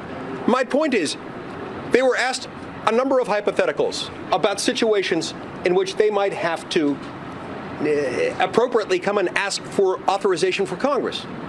Not once did they say, yes, we need to do it in that circumstance. At one point, one of the briefers said something like, don't worry, we'll consult you. Well, with history as our guide, consultation isn't necessarily the same thing as authorization for the use of military force. A declaration of war or an AUMF is what the Constitution requires, and drive-by notification or after-the-fact lame briefings like the one we just received aren't adequate. Look, if he follows through on this in a real way, and I will say Mike Lee, along with Bernie Sanders and Chris Murphy, has been the main agent in the Senate to attempt to stop the U.S. enabling and backing of the Saudi UAE crimes and murder spree in Yemen. This is important, and this deserves to be seriously recognized. Even that press conference takes an enormous amount of courage. And it's the way he says, I don't care if you're the CIA or the Department of Defense. I mean, we have an out-of-control war machine in the executive branch right now. Absolutely. And the conversation of whether or not the 2002 AUMF even qualifies to justify the actions that have taken place already are extremely tenuous, even by their own standards. And for them to go in there and say, we could come up with something, even on those tenuous bases, not even being able to provide that to their allies in that briefing is shocking and astonishing for someone like me to hear. They don't take it serious. I mean, you have a common look. You have. They won't even use the fig leaf because they don't have to. Yeah. I mean, that's the thing. This is what people need to get real about, right? There's so many different situations where it's the pretense is gone, and so do you want to actually try to solve the actual core of the problem, or do you want to try to figure out a way to get back to the pretense? But the pretense is not here. Them not allowing Javad Zarif to go to the UN, that is so flagrant. But then it's people are really still talking about being surprised by that type of action from these people. They're done. Pretense is over. And, look, I think obviously in the big picture, there's much, you cannot separate this from capitalism. You can't. We're having a global resource shortage. There's serious material interests that drive foreign policy and war like anything else. And then you have, in addition to that, a line of ideology that people like Bill Barr and Dick Cheney totally believe in, that essentially the executive branch should be completely democratically unaccountable outside of an election cycle. I mean, it's basically Erdogan, he wins elections and then you should shut the fuck up. That's essentially what they think. And certainly you should have nothing to say about whether or not they want to torture or bomb people or, or get soldiers killed anytime, anywhere they please. And then you have a bunch of people in Congress who don't know, don't care, and don't want to take the risk. That was the case for so long with Democrats. So, well, we might look weak on that stuff. So, and look, and they support all the basic building blocks and presuppositions and take campaign contributions from defense contractors and oil companies. And, so it all works. I mean, it's no surprise that Gina Haspel was sitting in this briefing after, skating with no consequences after the torture report came out, and comes in and says, AUMF like Fangool or whatever. Yeah. AUMF Fangool. But there you have it. I guess let's play one more clip. Then we'll take some calls. This is, look, and this is the day in and day out propaganda that you get from Fox. And I want to also, though, align this. We didn't do this story, but Pete Buttigieg put out a statement. Was it a statement or was it a piece that he had written? Because this is really important. It's very easy. I mean, this is what happened if you cut your teeth during the Bush administration. You could go and turn the dial down and listen to a bunch of lunatics and assholes like, on Fox News or Rush Limbaugh and AM Talk and, the gutter of the Trump administration. Although, obviously, look, compared to Trump, George W. Bush certainly, and this is just an objective fact, was way more concerned about it not being understood to be a religious war. There's no doubt about it. That is from his own public statements as well as real reporting from people like Steve Cole. I mean, you even thinking about decision-making on targeting Mullah Omar in the beginning of the war in Afghanistan, where they were actually considering not wanting to hit certain targets because of symbolic value is a real contrast and an astonishing contrast. We shouldn't be fake about it. But at the same time, I mean, you have an administration that is like, we're going to go to war against evildoers. We'll bomb anywhere we want. We have a torture regimen, and and Bush also did drop things like it's a crusade. But then if you wanted to turn the dial up for a sophisticated version of the same thing, you could listen to Tony Blair. Tony Blair was hugely supported by Democrats and by pro-war liberals at the time, which was most of them. Or you could read, oh my God, I mean, you could read some idiot like Sam Harris, who will give you George W. Bush style foreign policy, but with thought experiments and deep textual reading. And I thought of this because we have a guy who's running for president, as much of a joke as that is, who, has this enormously questionable military and consulting background, whose whole electoral argument is a joke. He's got Crush state ride running in Indiana. But because he's pro-corporate, because he's attacking Medicare for all, because he's a creature of the national security state, he's getting a lot of money from oligarchs. And the reason I diverted this is we're about to play this piece from Fox about, the difference between how Muslims in the United States looks at life. And everybody will get, most everybody watching this will get how bigoted and stupid and simplistic this is.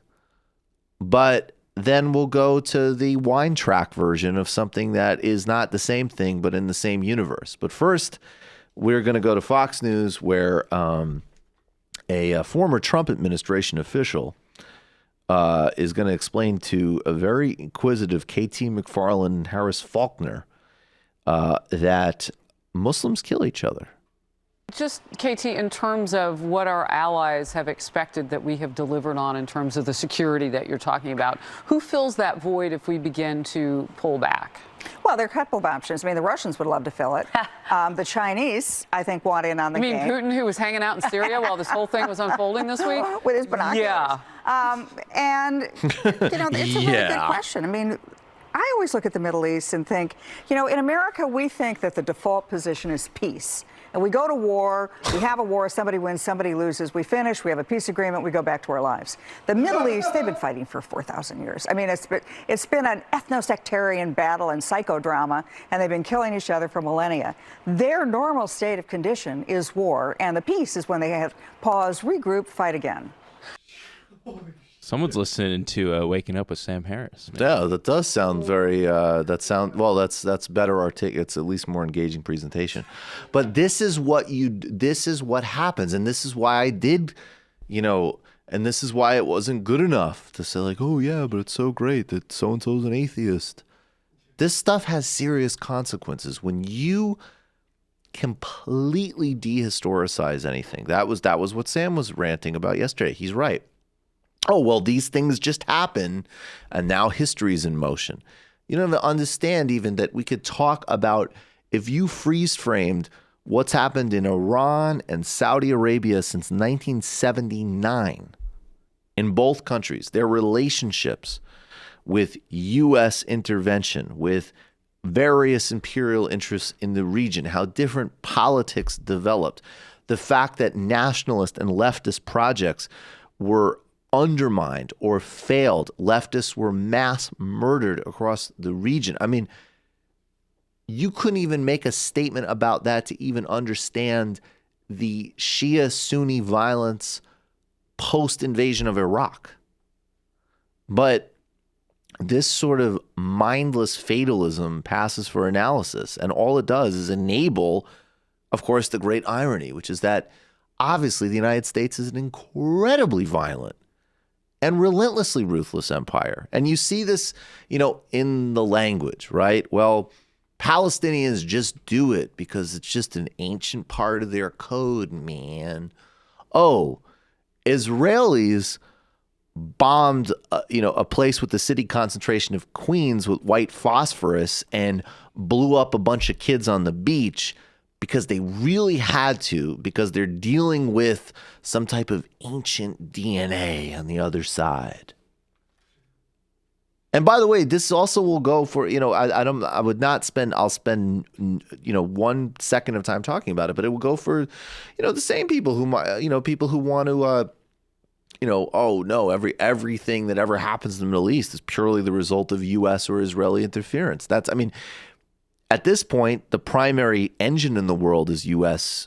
presence and interference because it's the most powerful thing in the world. But all of these things are operating: economy, geography, culture, politics.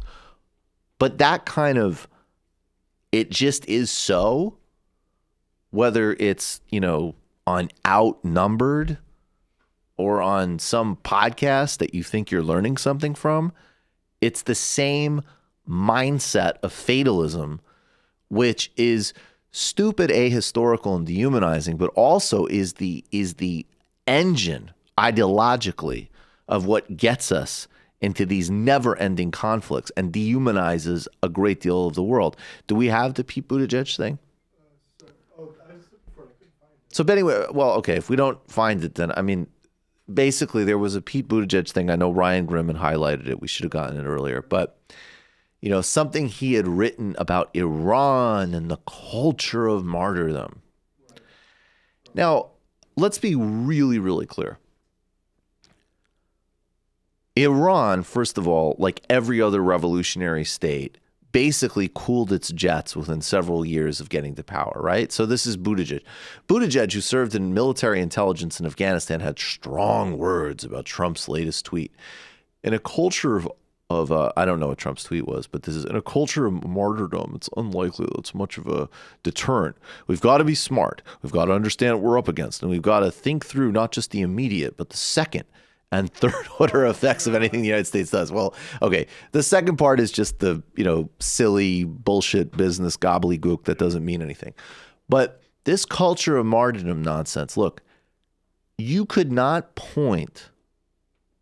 Maybe if you want, there's analogous examples. Maybe you could say Cuba was a revolutionary state who consistently used very limited resources to try to support liberation struggles in the southern world.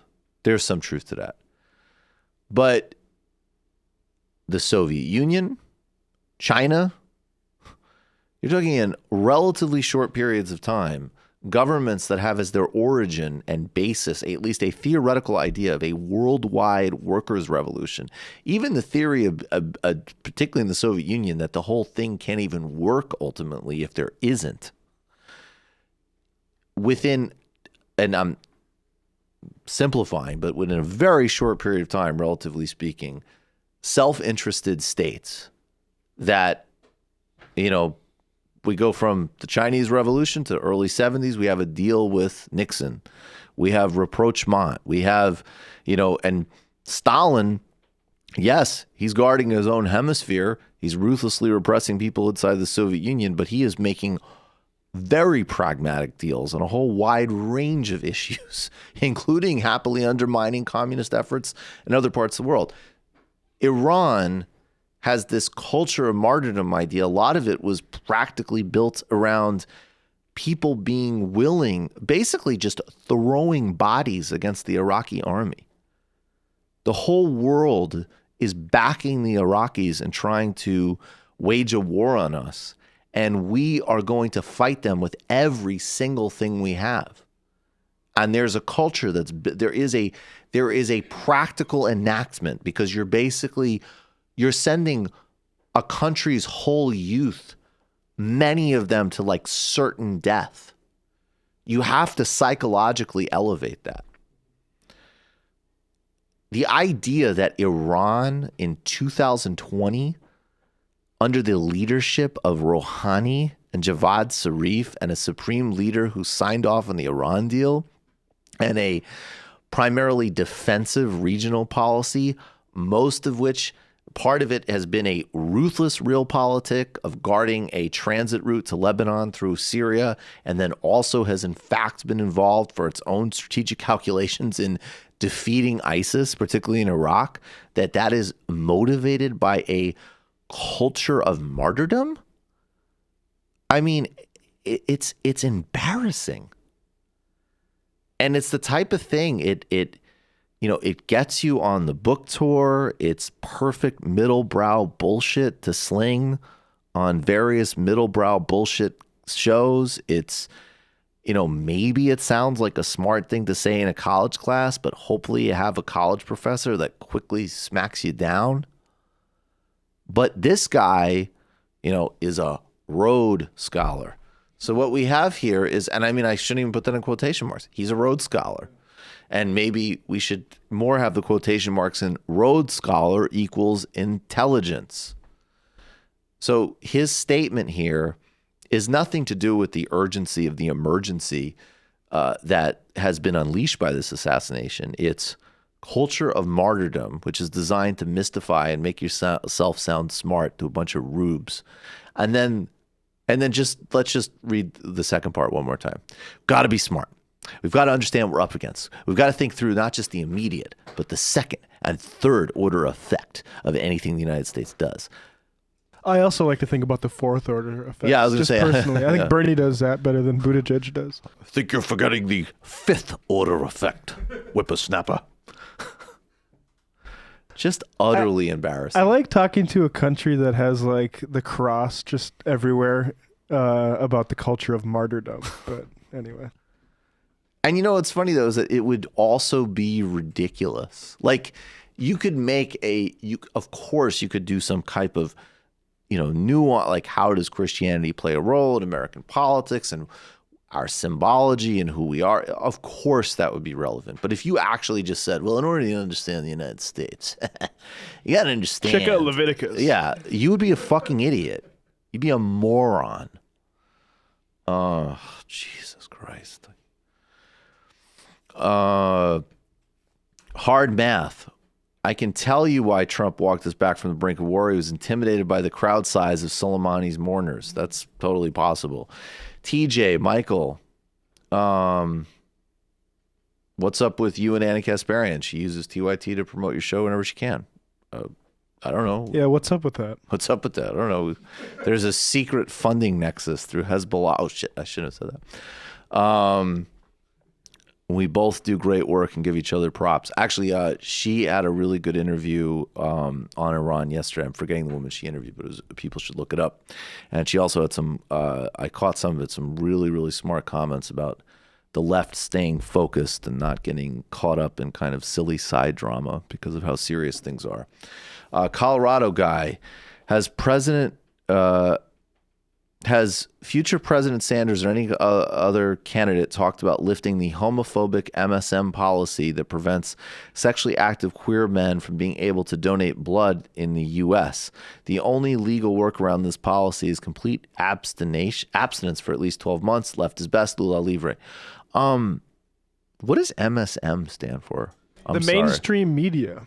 Wait, no. But the lifting the homophobic MSM policy that prevents sexually active queer men from being able to donate blood in the U.S., that's not mainstream media. What does mainstream media stand for in that context?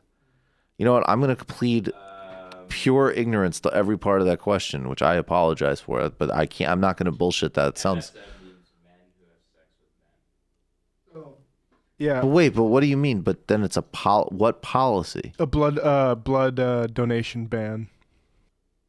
Gay men are banned from putting sexually active gay men can't donate blood. Yep. Who makes that policy?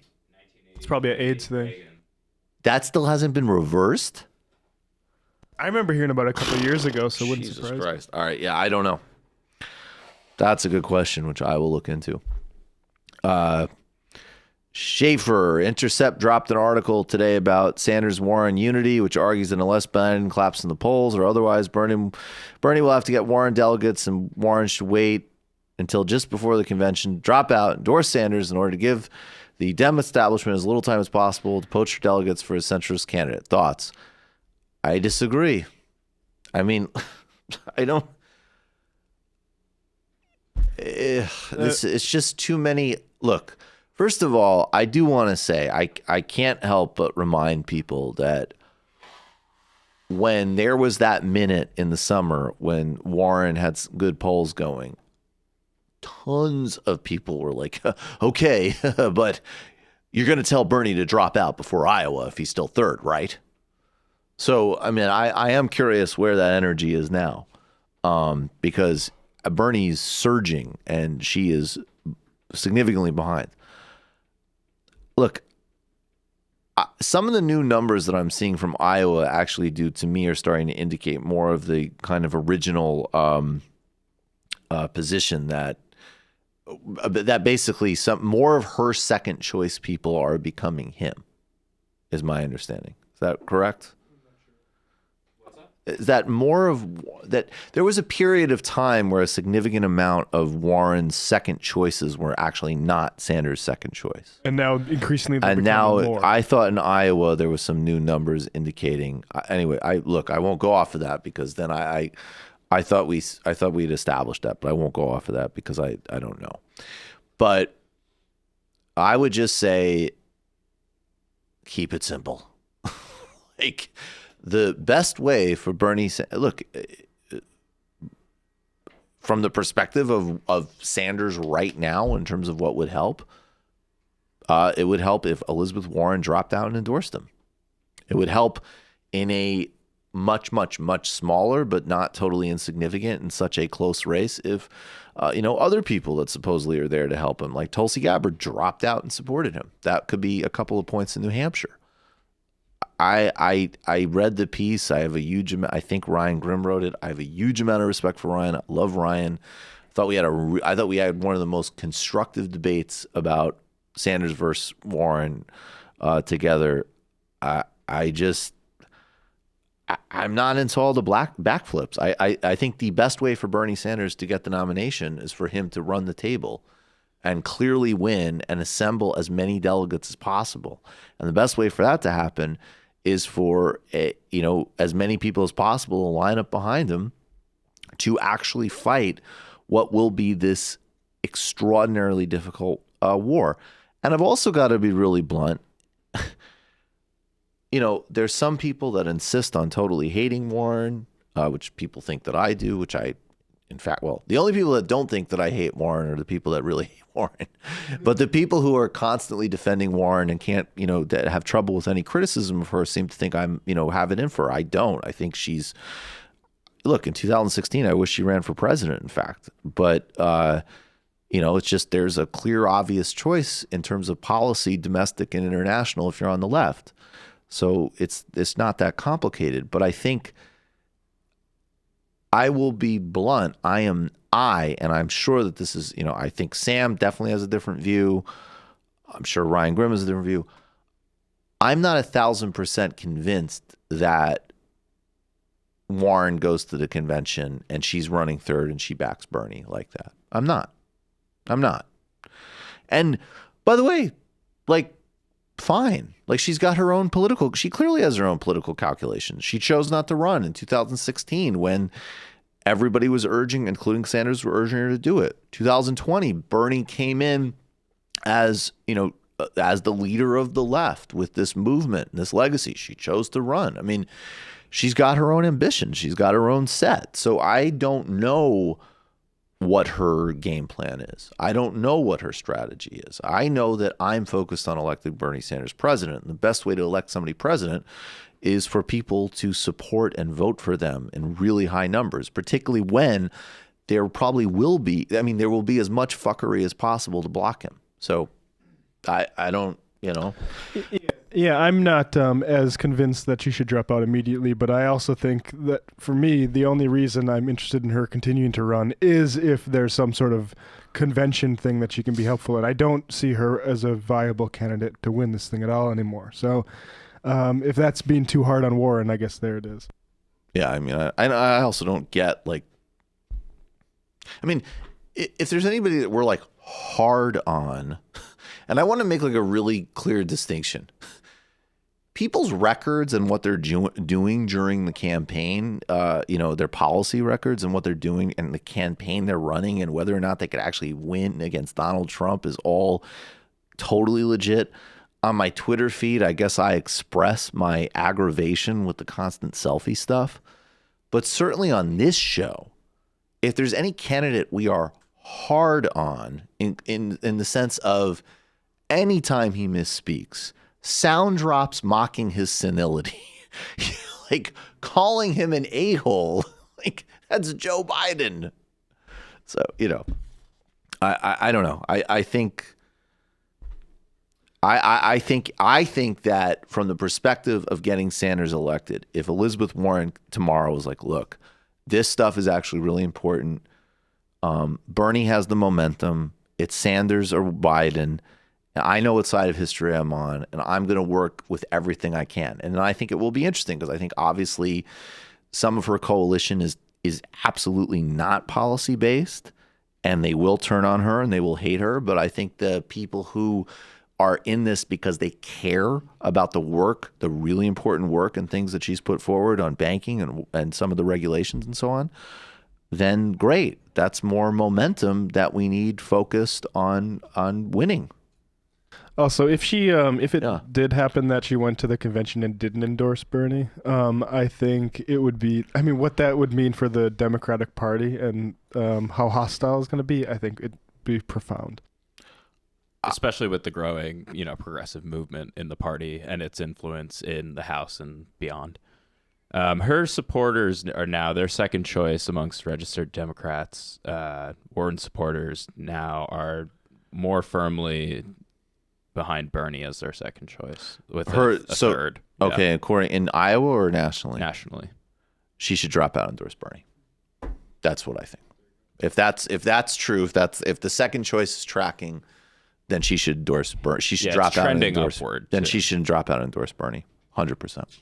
100%.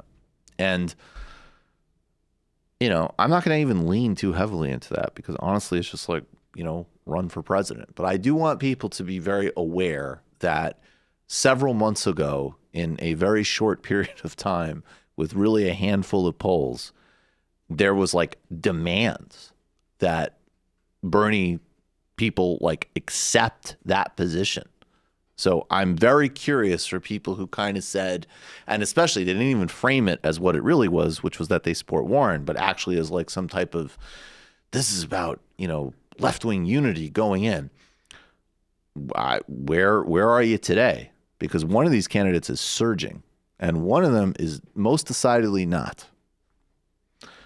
Regarding the call yesterday, or is it just me, or do these libertarian anarcho-capitalist morons always just end up arguing social Darwinism? Like, they cloak themselves at labels, use the usual lines about free market, taxation, and theft, but chip away at them long enough, and their beliefs just come down to every man for himself, F poor people. Yeah.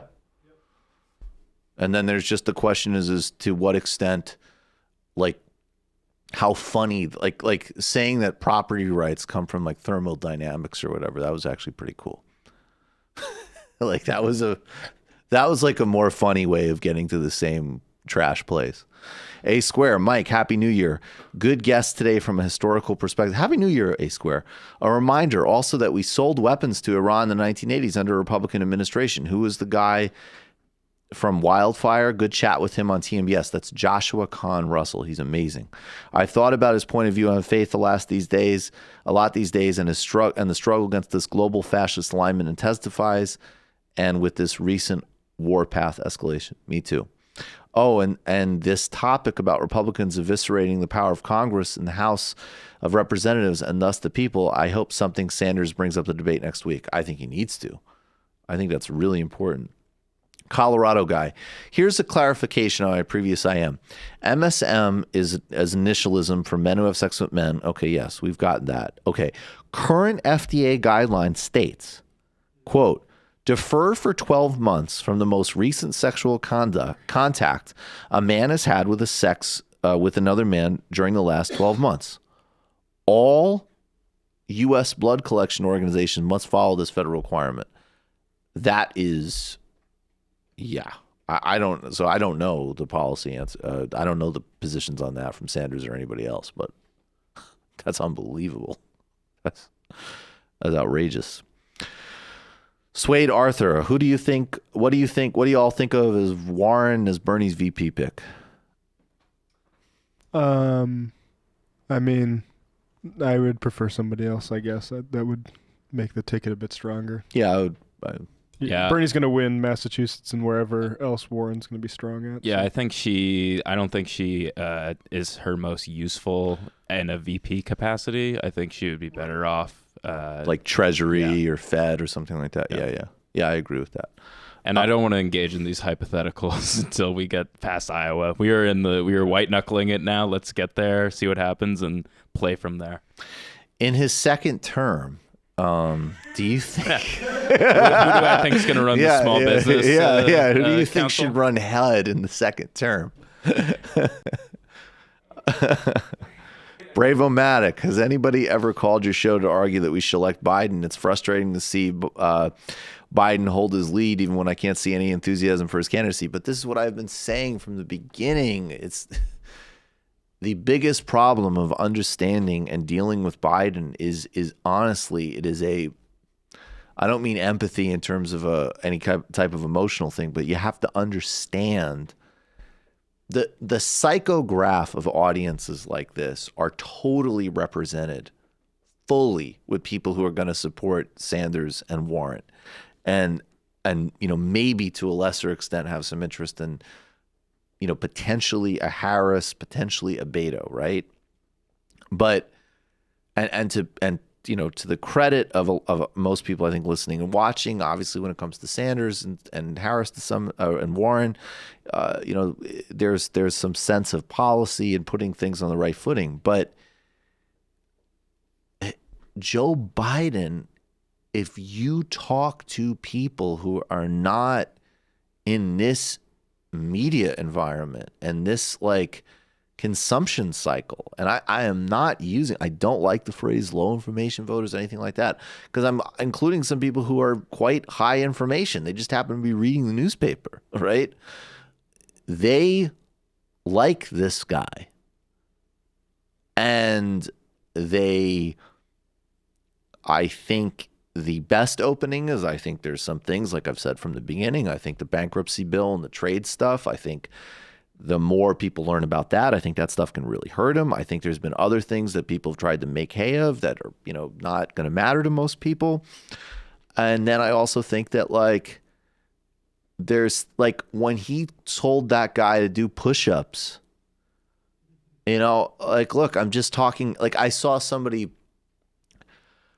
we did a video on TMBS. I don't know if you guys covered this on MR because I wasn't here on Thursday or Friday.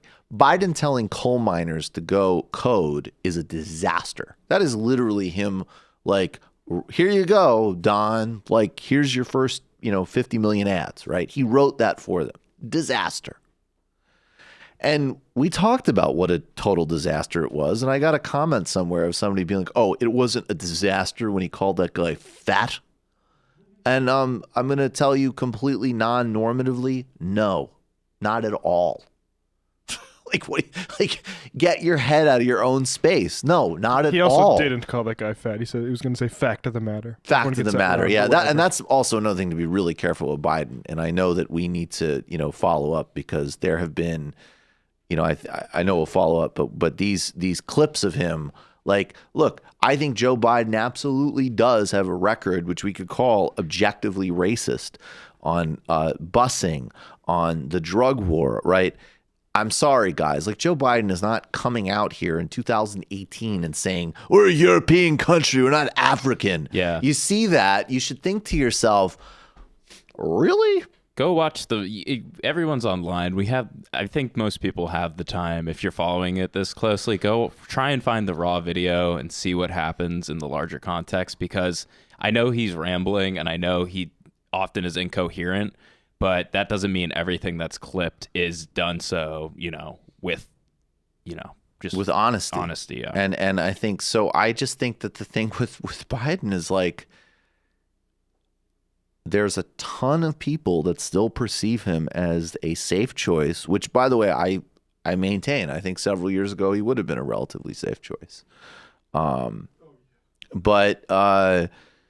they find him likable and I'm always trying. Look, this is totally Thomas Friedman. So take what I'm saying with a grain of salt. But I really try to run stuff by people that I know from a very broad set of walks of life, but just people who aren't watching MR for 3 hours a day. Okay, like really simple stuff.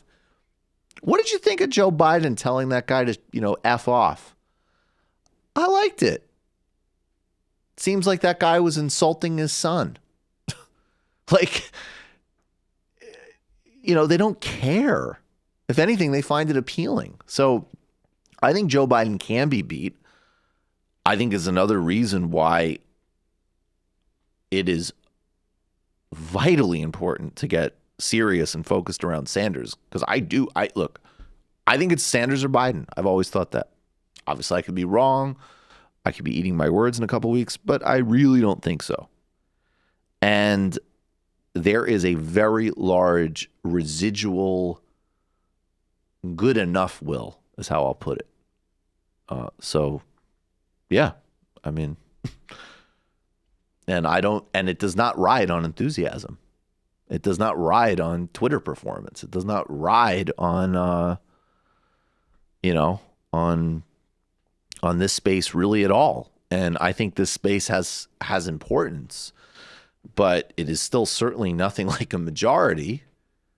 And, look, there was a thing in the New York Times that came out several months ago tracking the difference in attitudes between, they had some annoying term like Twitter activists versus like, offline Democratic Party voters. And a lot of people didn't like it and they objected to the methodology and da-da-da-da-da. And there was all these valid criticisms. But the thing was that there's still just a lot of truth to that. There are gaps here. And you have to bridge those gaps through actual stuff like the bankruptcy bill, like the trade agreements, like Iraq. And we'll see. But I think it's going to be tough. And I think it's going to be particularly tough because I think Biden has had like the coding moment. He has been he is demonstrably not fully there. So yeah, scary. He's formidable. Let's take a call. You're calling from a 347 area code. Who are you? Where are you calling from? Hey, what's going on? How are you? Hey. It's Ben from Broccoli. Hey, Ben. What's going on? What's on your mind? Been a while. I moved to Staten Island, so from now on, if I get through, I got to be Ben from Staten Island. Ben, welcome to Staten Island. Are you near Paul Castellano's old house? I don't think so. I'm in the heart of the Orthodox Jewish community. Oh, okay. So probably not. What's on your mind? So, I mean, it kind of depends. You know, there's so much heavy stuff going on. I wanted to ask you what you guys would prefer. Something more, I guess, heavy that I want your opinion on, and something just maybe that might amuse you. Well, let's start with amusing. So do you remember you guys briefly spoke about the MAGA fighter that got his jaw broken? Yes. So there's a whole lot more to the UFC and that with the whole Trump connection. Mm-hmm. But just so you're aware, he hasn't been at the gyms that he's at since. And he got a bunch his jaw was high-level fighters there. Yeah. Just ready to jump at him as soon as he comes back. They're talking shit about him. It's just amazing to just read all that because I'm in the MMA community, and it's just the backlash has been amazing. The dragging has been amazing because of all the trash he talked about, like all the anti-immigrant stuff and all the disrespect. You know, the other thing that I loved that you could maybe talk about for a second was, remember when there was like that period of time where Trump was showing up at games and he kept getting booed, and then they kept trying to get him to different venues. Mm-hmm. And they took him to an MMA fight, and you know that he was just like, these are my people. And they booed the hell out of him. It was amazing. And it wasn't just him. He also, his kids went to a different fight, Junior, I think. And they also got booed. It's just, and you would think, like, definitely this is his group, because it's a huge contingent of the fan base, and they were having none of it. None of it. It was amazing. It really was great. And now they're just like, his own team would just love it if he left and went to another gym. So it's just perfect. That's awesome. It really is. Ben? So. Okay, do you, as the serious thing relatively, is it somewhat quick? Probably not. I don't mind calling back another time if you guys are really running short on time. No, well, actually, you know what? Go for it. Just put it out there. We'll see what we could do. Sure. I mean, like I said, I'm an Orthodox Jew who leans extremely, pretty far left, obviously. Right. The recent attacks and the Jewish community and stuff like that. I'm following, obviously, all sides of it because I see the right-wing media covering it. I see the left-wing media covering it. Right. And everything in between, corporate centrist, whatever you want to call it. Right. And I feel like most people really are not able to cover it effectively or properly. And I think that there's across the board. What would be effective and proper? So, for example, obviously right-wing media, total garbage, no question. Centrist media, pretty much total garbage. I know I speak with a lot of people who are both, left and from different communities, and I don't know if anti-Semitism in general, specifically when it comes to the Orthodox Jewish community, is spoken about or talked about or handled in a way that really touches on what it needs to touch on. So, for example, anti-Semitism against people who are non-religious, it's pretty straightforward. It makes sense. Like, to defend that's really easy for people who fall more to the left, because most Jews tend to vote Democrat. Most Jews tend to, it generally trends toward that way. But for Orthodox Jews, where they're extremely right-wing, they're actually pretty far right across the board. Yep. Almost as a monolith. And it's very hard to it's kind of, at least from my point of view, hard to cover it in that sense because they disagree on virtually every single thing, and it's very hard to tackle that kind of anti-Semitism. Can I just say really quick? Go ahead. I just want to add what you're saying. I mean, I think you're right, and that's kind of like part of the point. Like, I've actually, I remember several years ago, I had dinner with some ultra conservative, ultra-Orthodox, and there was definitely some real argument about politics, and even, by the way, like arguing about how old the Earth is, type of stuff. But, but I guess my point is, and this is, I don't want to keep, the dumb atheism that I criticize. This is never like. When you see security cam footage of some kid punching, a Hasidic guy in Brooklyn, that is absolutely unacceptable. It's a travesty. And I would just say similarly, like and this is where, have consistency. Don't be foolish. Like we understand why, terrorizing and discriminating against somebody in Muslim garb is just innately wrong. And it's just wrong. It doesn't matter what the person, it doesn't matter what the position on Israel is. It doesn't matter what the view of religion is. It's irrelevant. When you get into the realm of attacking people because of traits and appearance and belief, you're totally out of the realm. Now, there's other debates that are worth having. And, obviously if, about, you, in an open society, how much religion can kind of like assert itself on the rest of the community. That's where, of course, I think secularists do need to fight back and hold their line. But any type of just one-on-one violence or terrorism is anti-Semitic. It's disgusting, and it's irrelevant. It doesn't matter. And it shouldn't matter to anybody. If you find yourself softening, condemning, identity-based terrorism because you don't like somebody's particular garb or religious beliefs, and you really need to self-assess.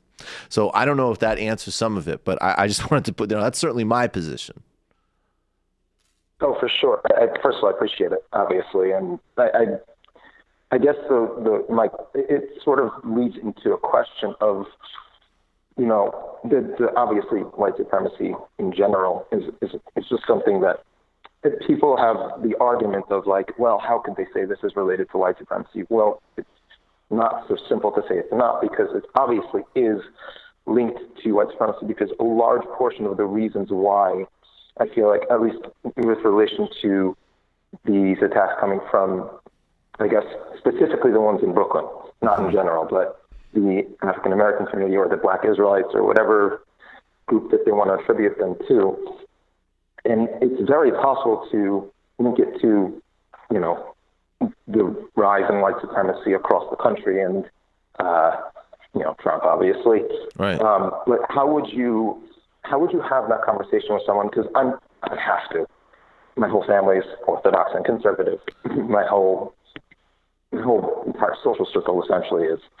I'm going to need to have those discussions. So you would know. This is one of those questions where, of course, you would know better than me. But all I could say, I mean, I know it sounds really. I won't even give the same joke that I've made so many times. It's a funny joke, but I've made flippant jokes about and I think what I think of Israel, everybody knows. But the reality is like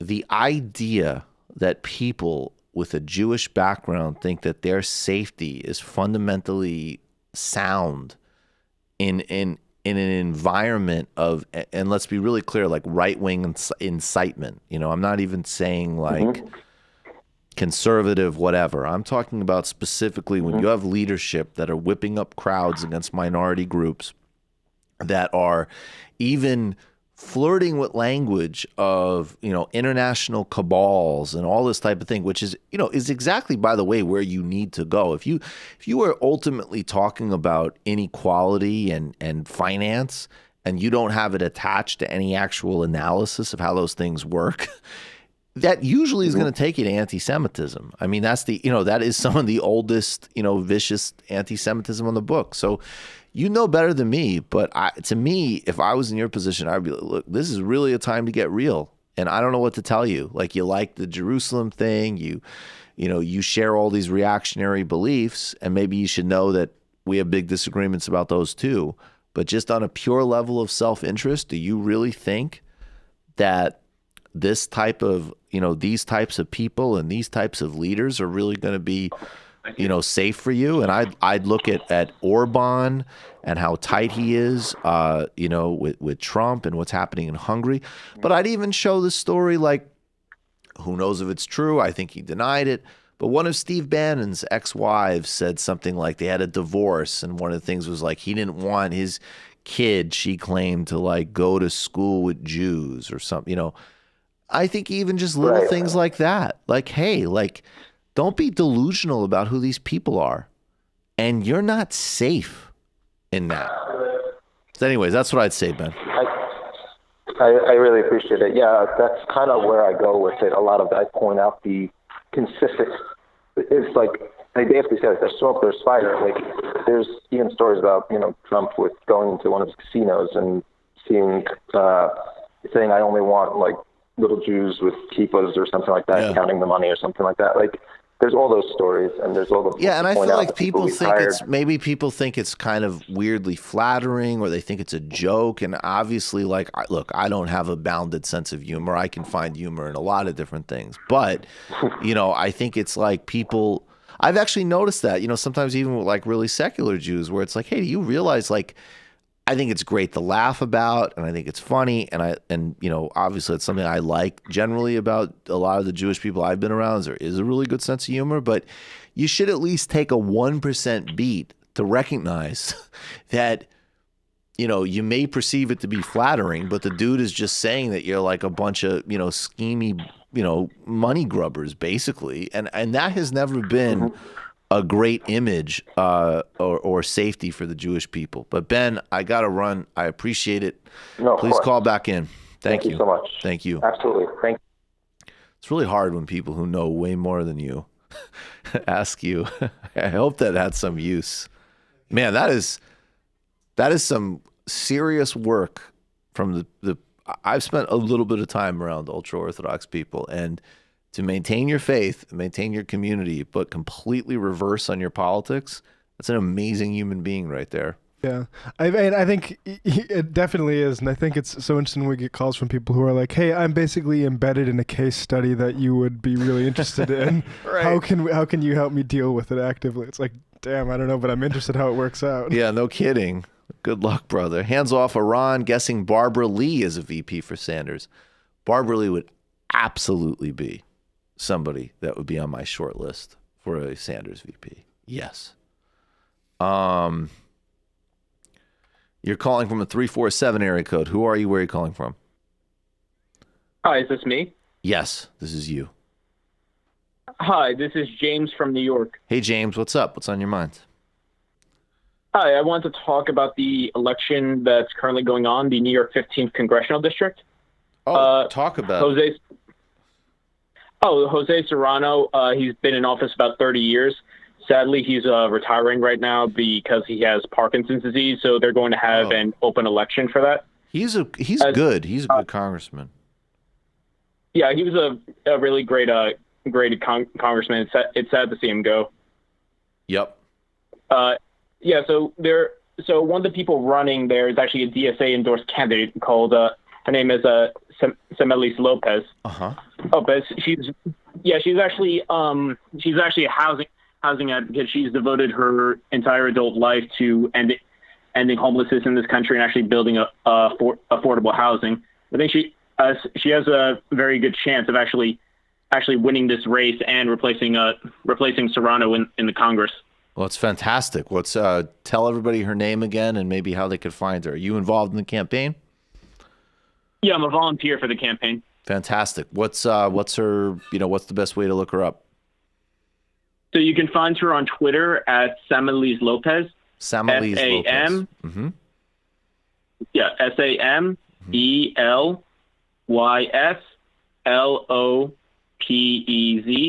And you can also find more information about her and her platform at lopezforthepeople.com. And I encourage everyone to try to volunteer so we can get this incredible progressive, socialist, whatever kind of term you want to use, elected to Congress.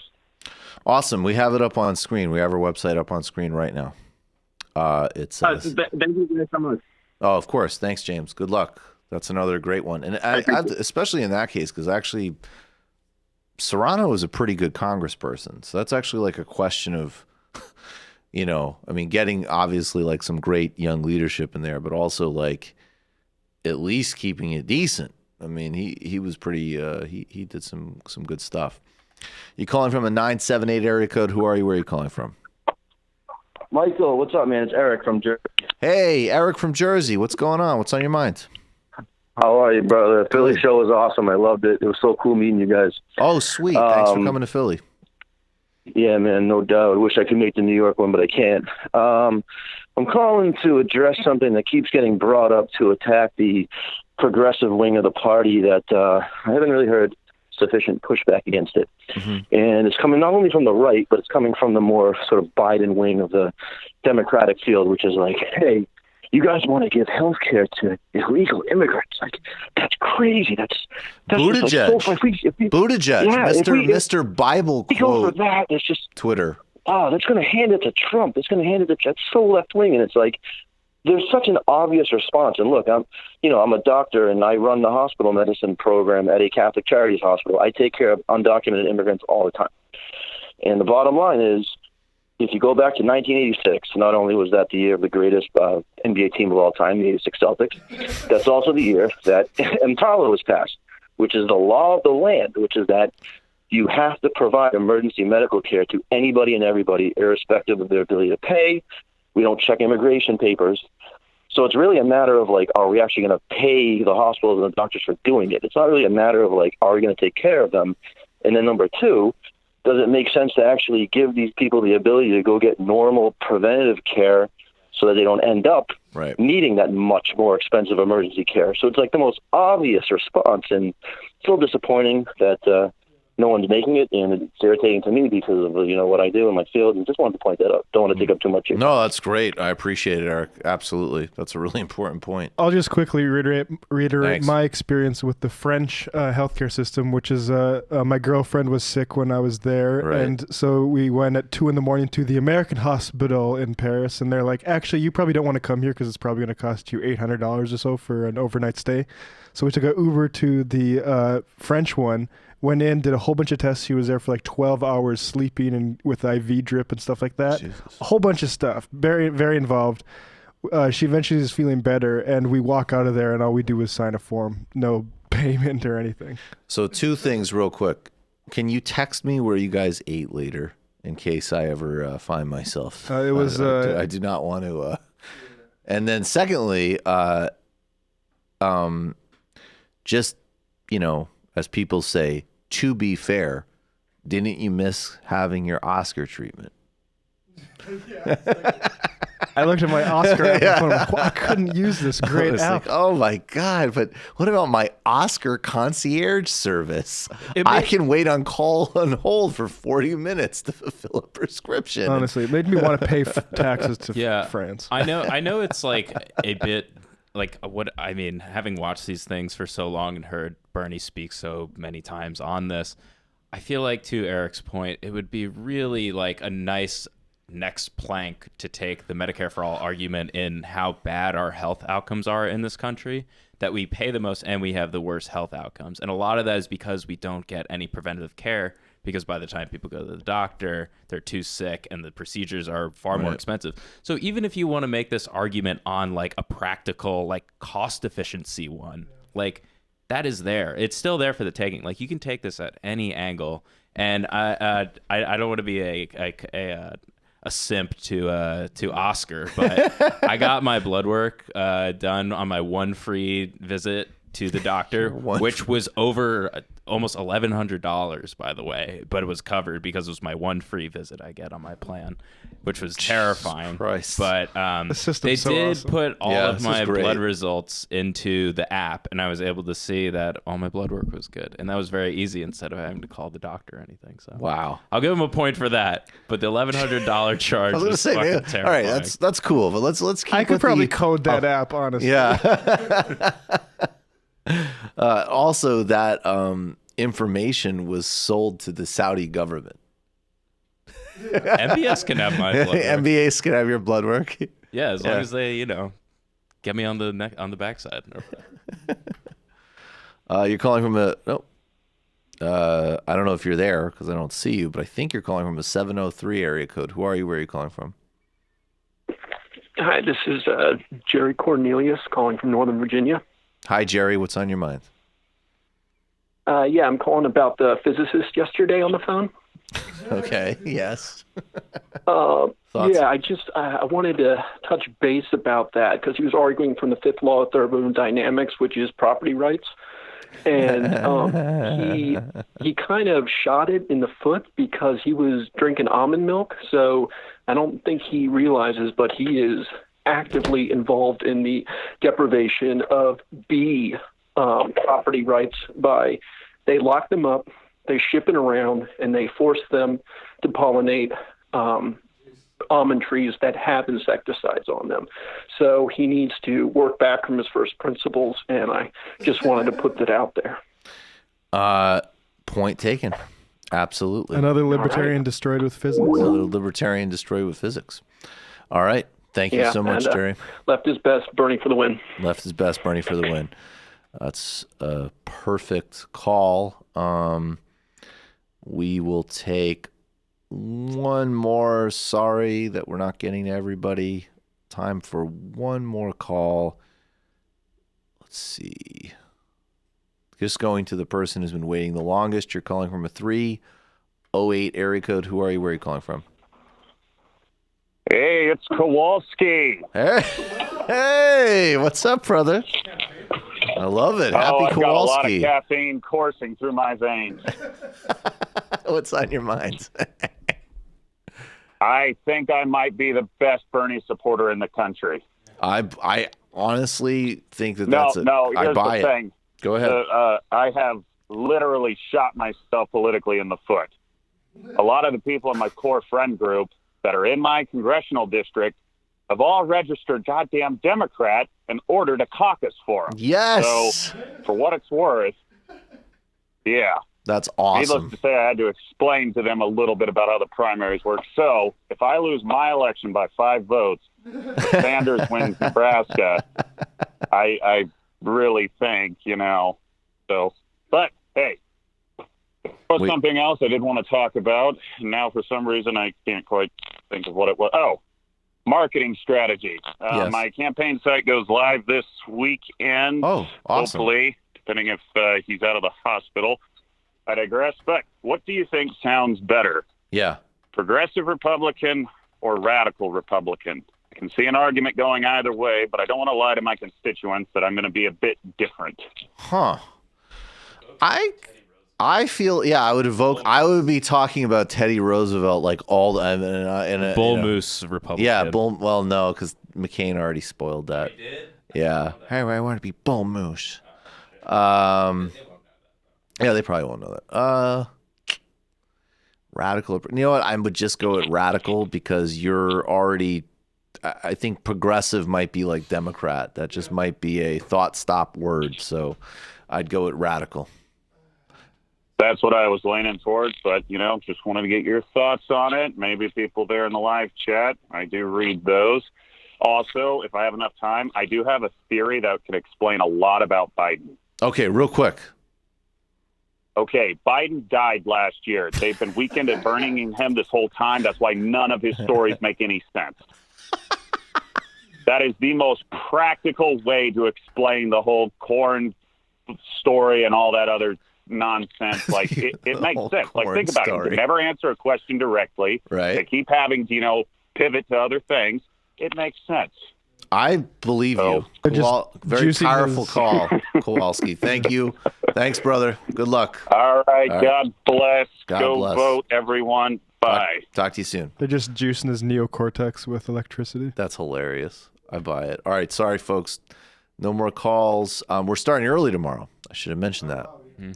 What time are we starting tomorrow? 11? 10:55. 10:55. Yeah. Let's start at 10:55. Sam will he gets so much mileage out of I just get coffee with ice. I don't have all these. I don't ask for oat milk. But then he's got his own 10:57. All right, a few more IMs and we're out of here. Champagne Communist. It's first principle. If a first principle falls in the forest and no one is there to hear it, doesn't make a sound. Let's see. That's just great. Warren can't be in Sanders' cabinet because Massachusetts has a Republican governor. That's a good point. Let's see. All right. Final. I also don't want a Vice President Bernie under any circumstances stay in the Senate. Yeah, absolutely. All right. Let's see. Final IM of the day. Can I have the board?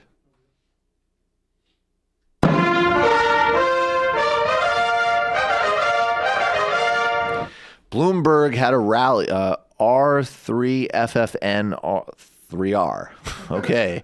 Bloomberg had a rally yesterday where I work in Akron. I walked past around 20 minutes before on my way out as it started, but it was incredibly small, felt very exclusive and wine cavey.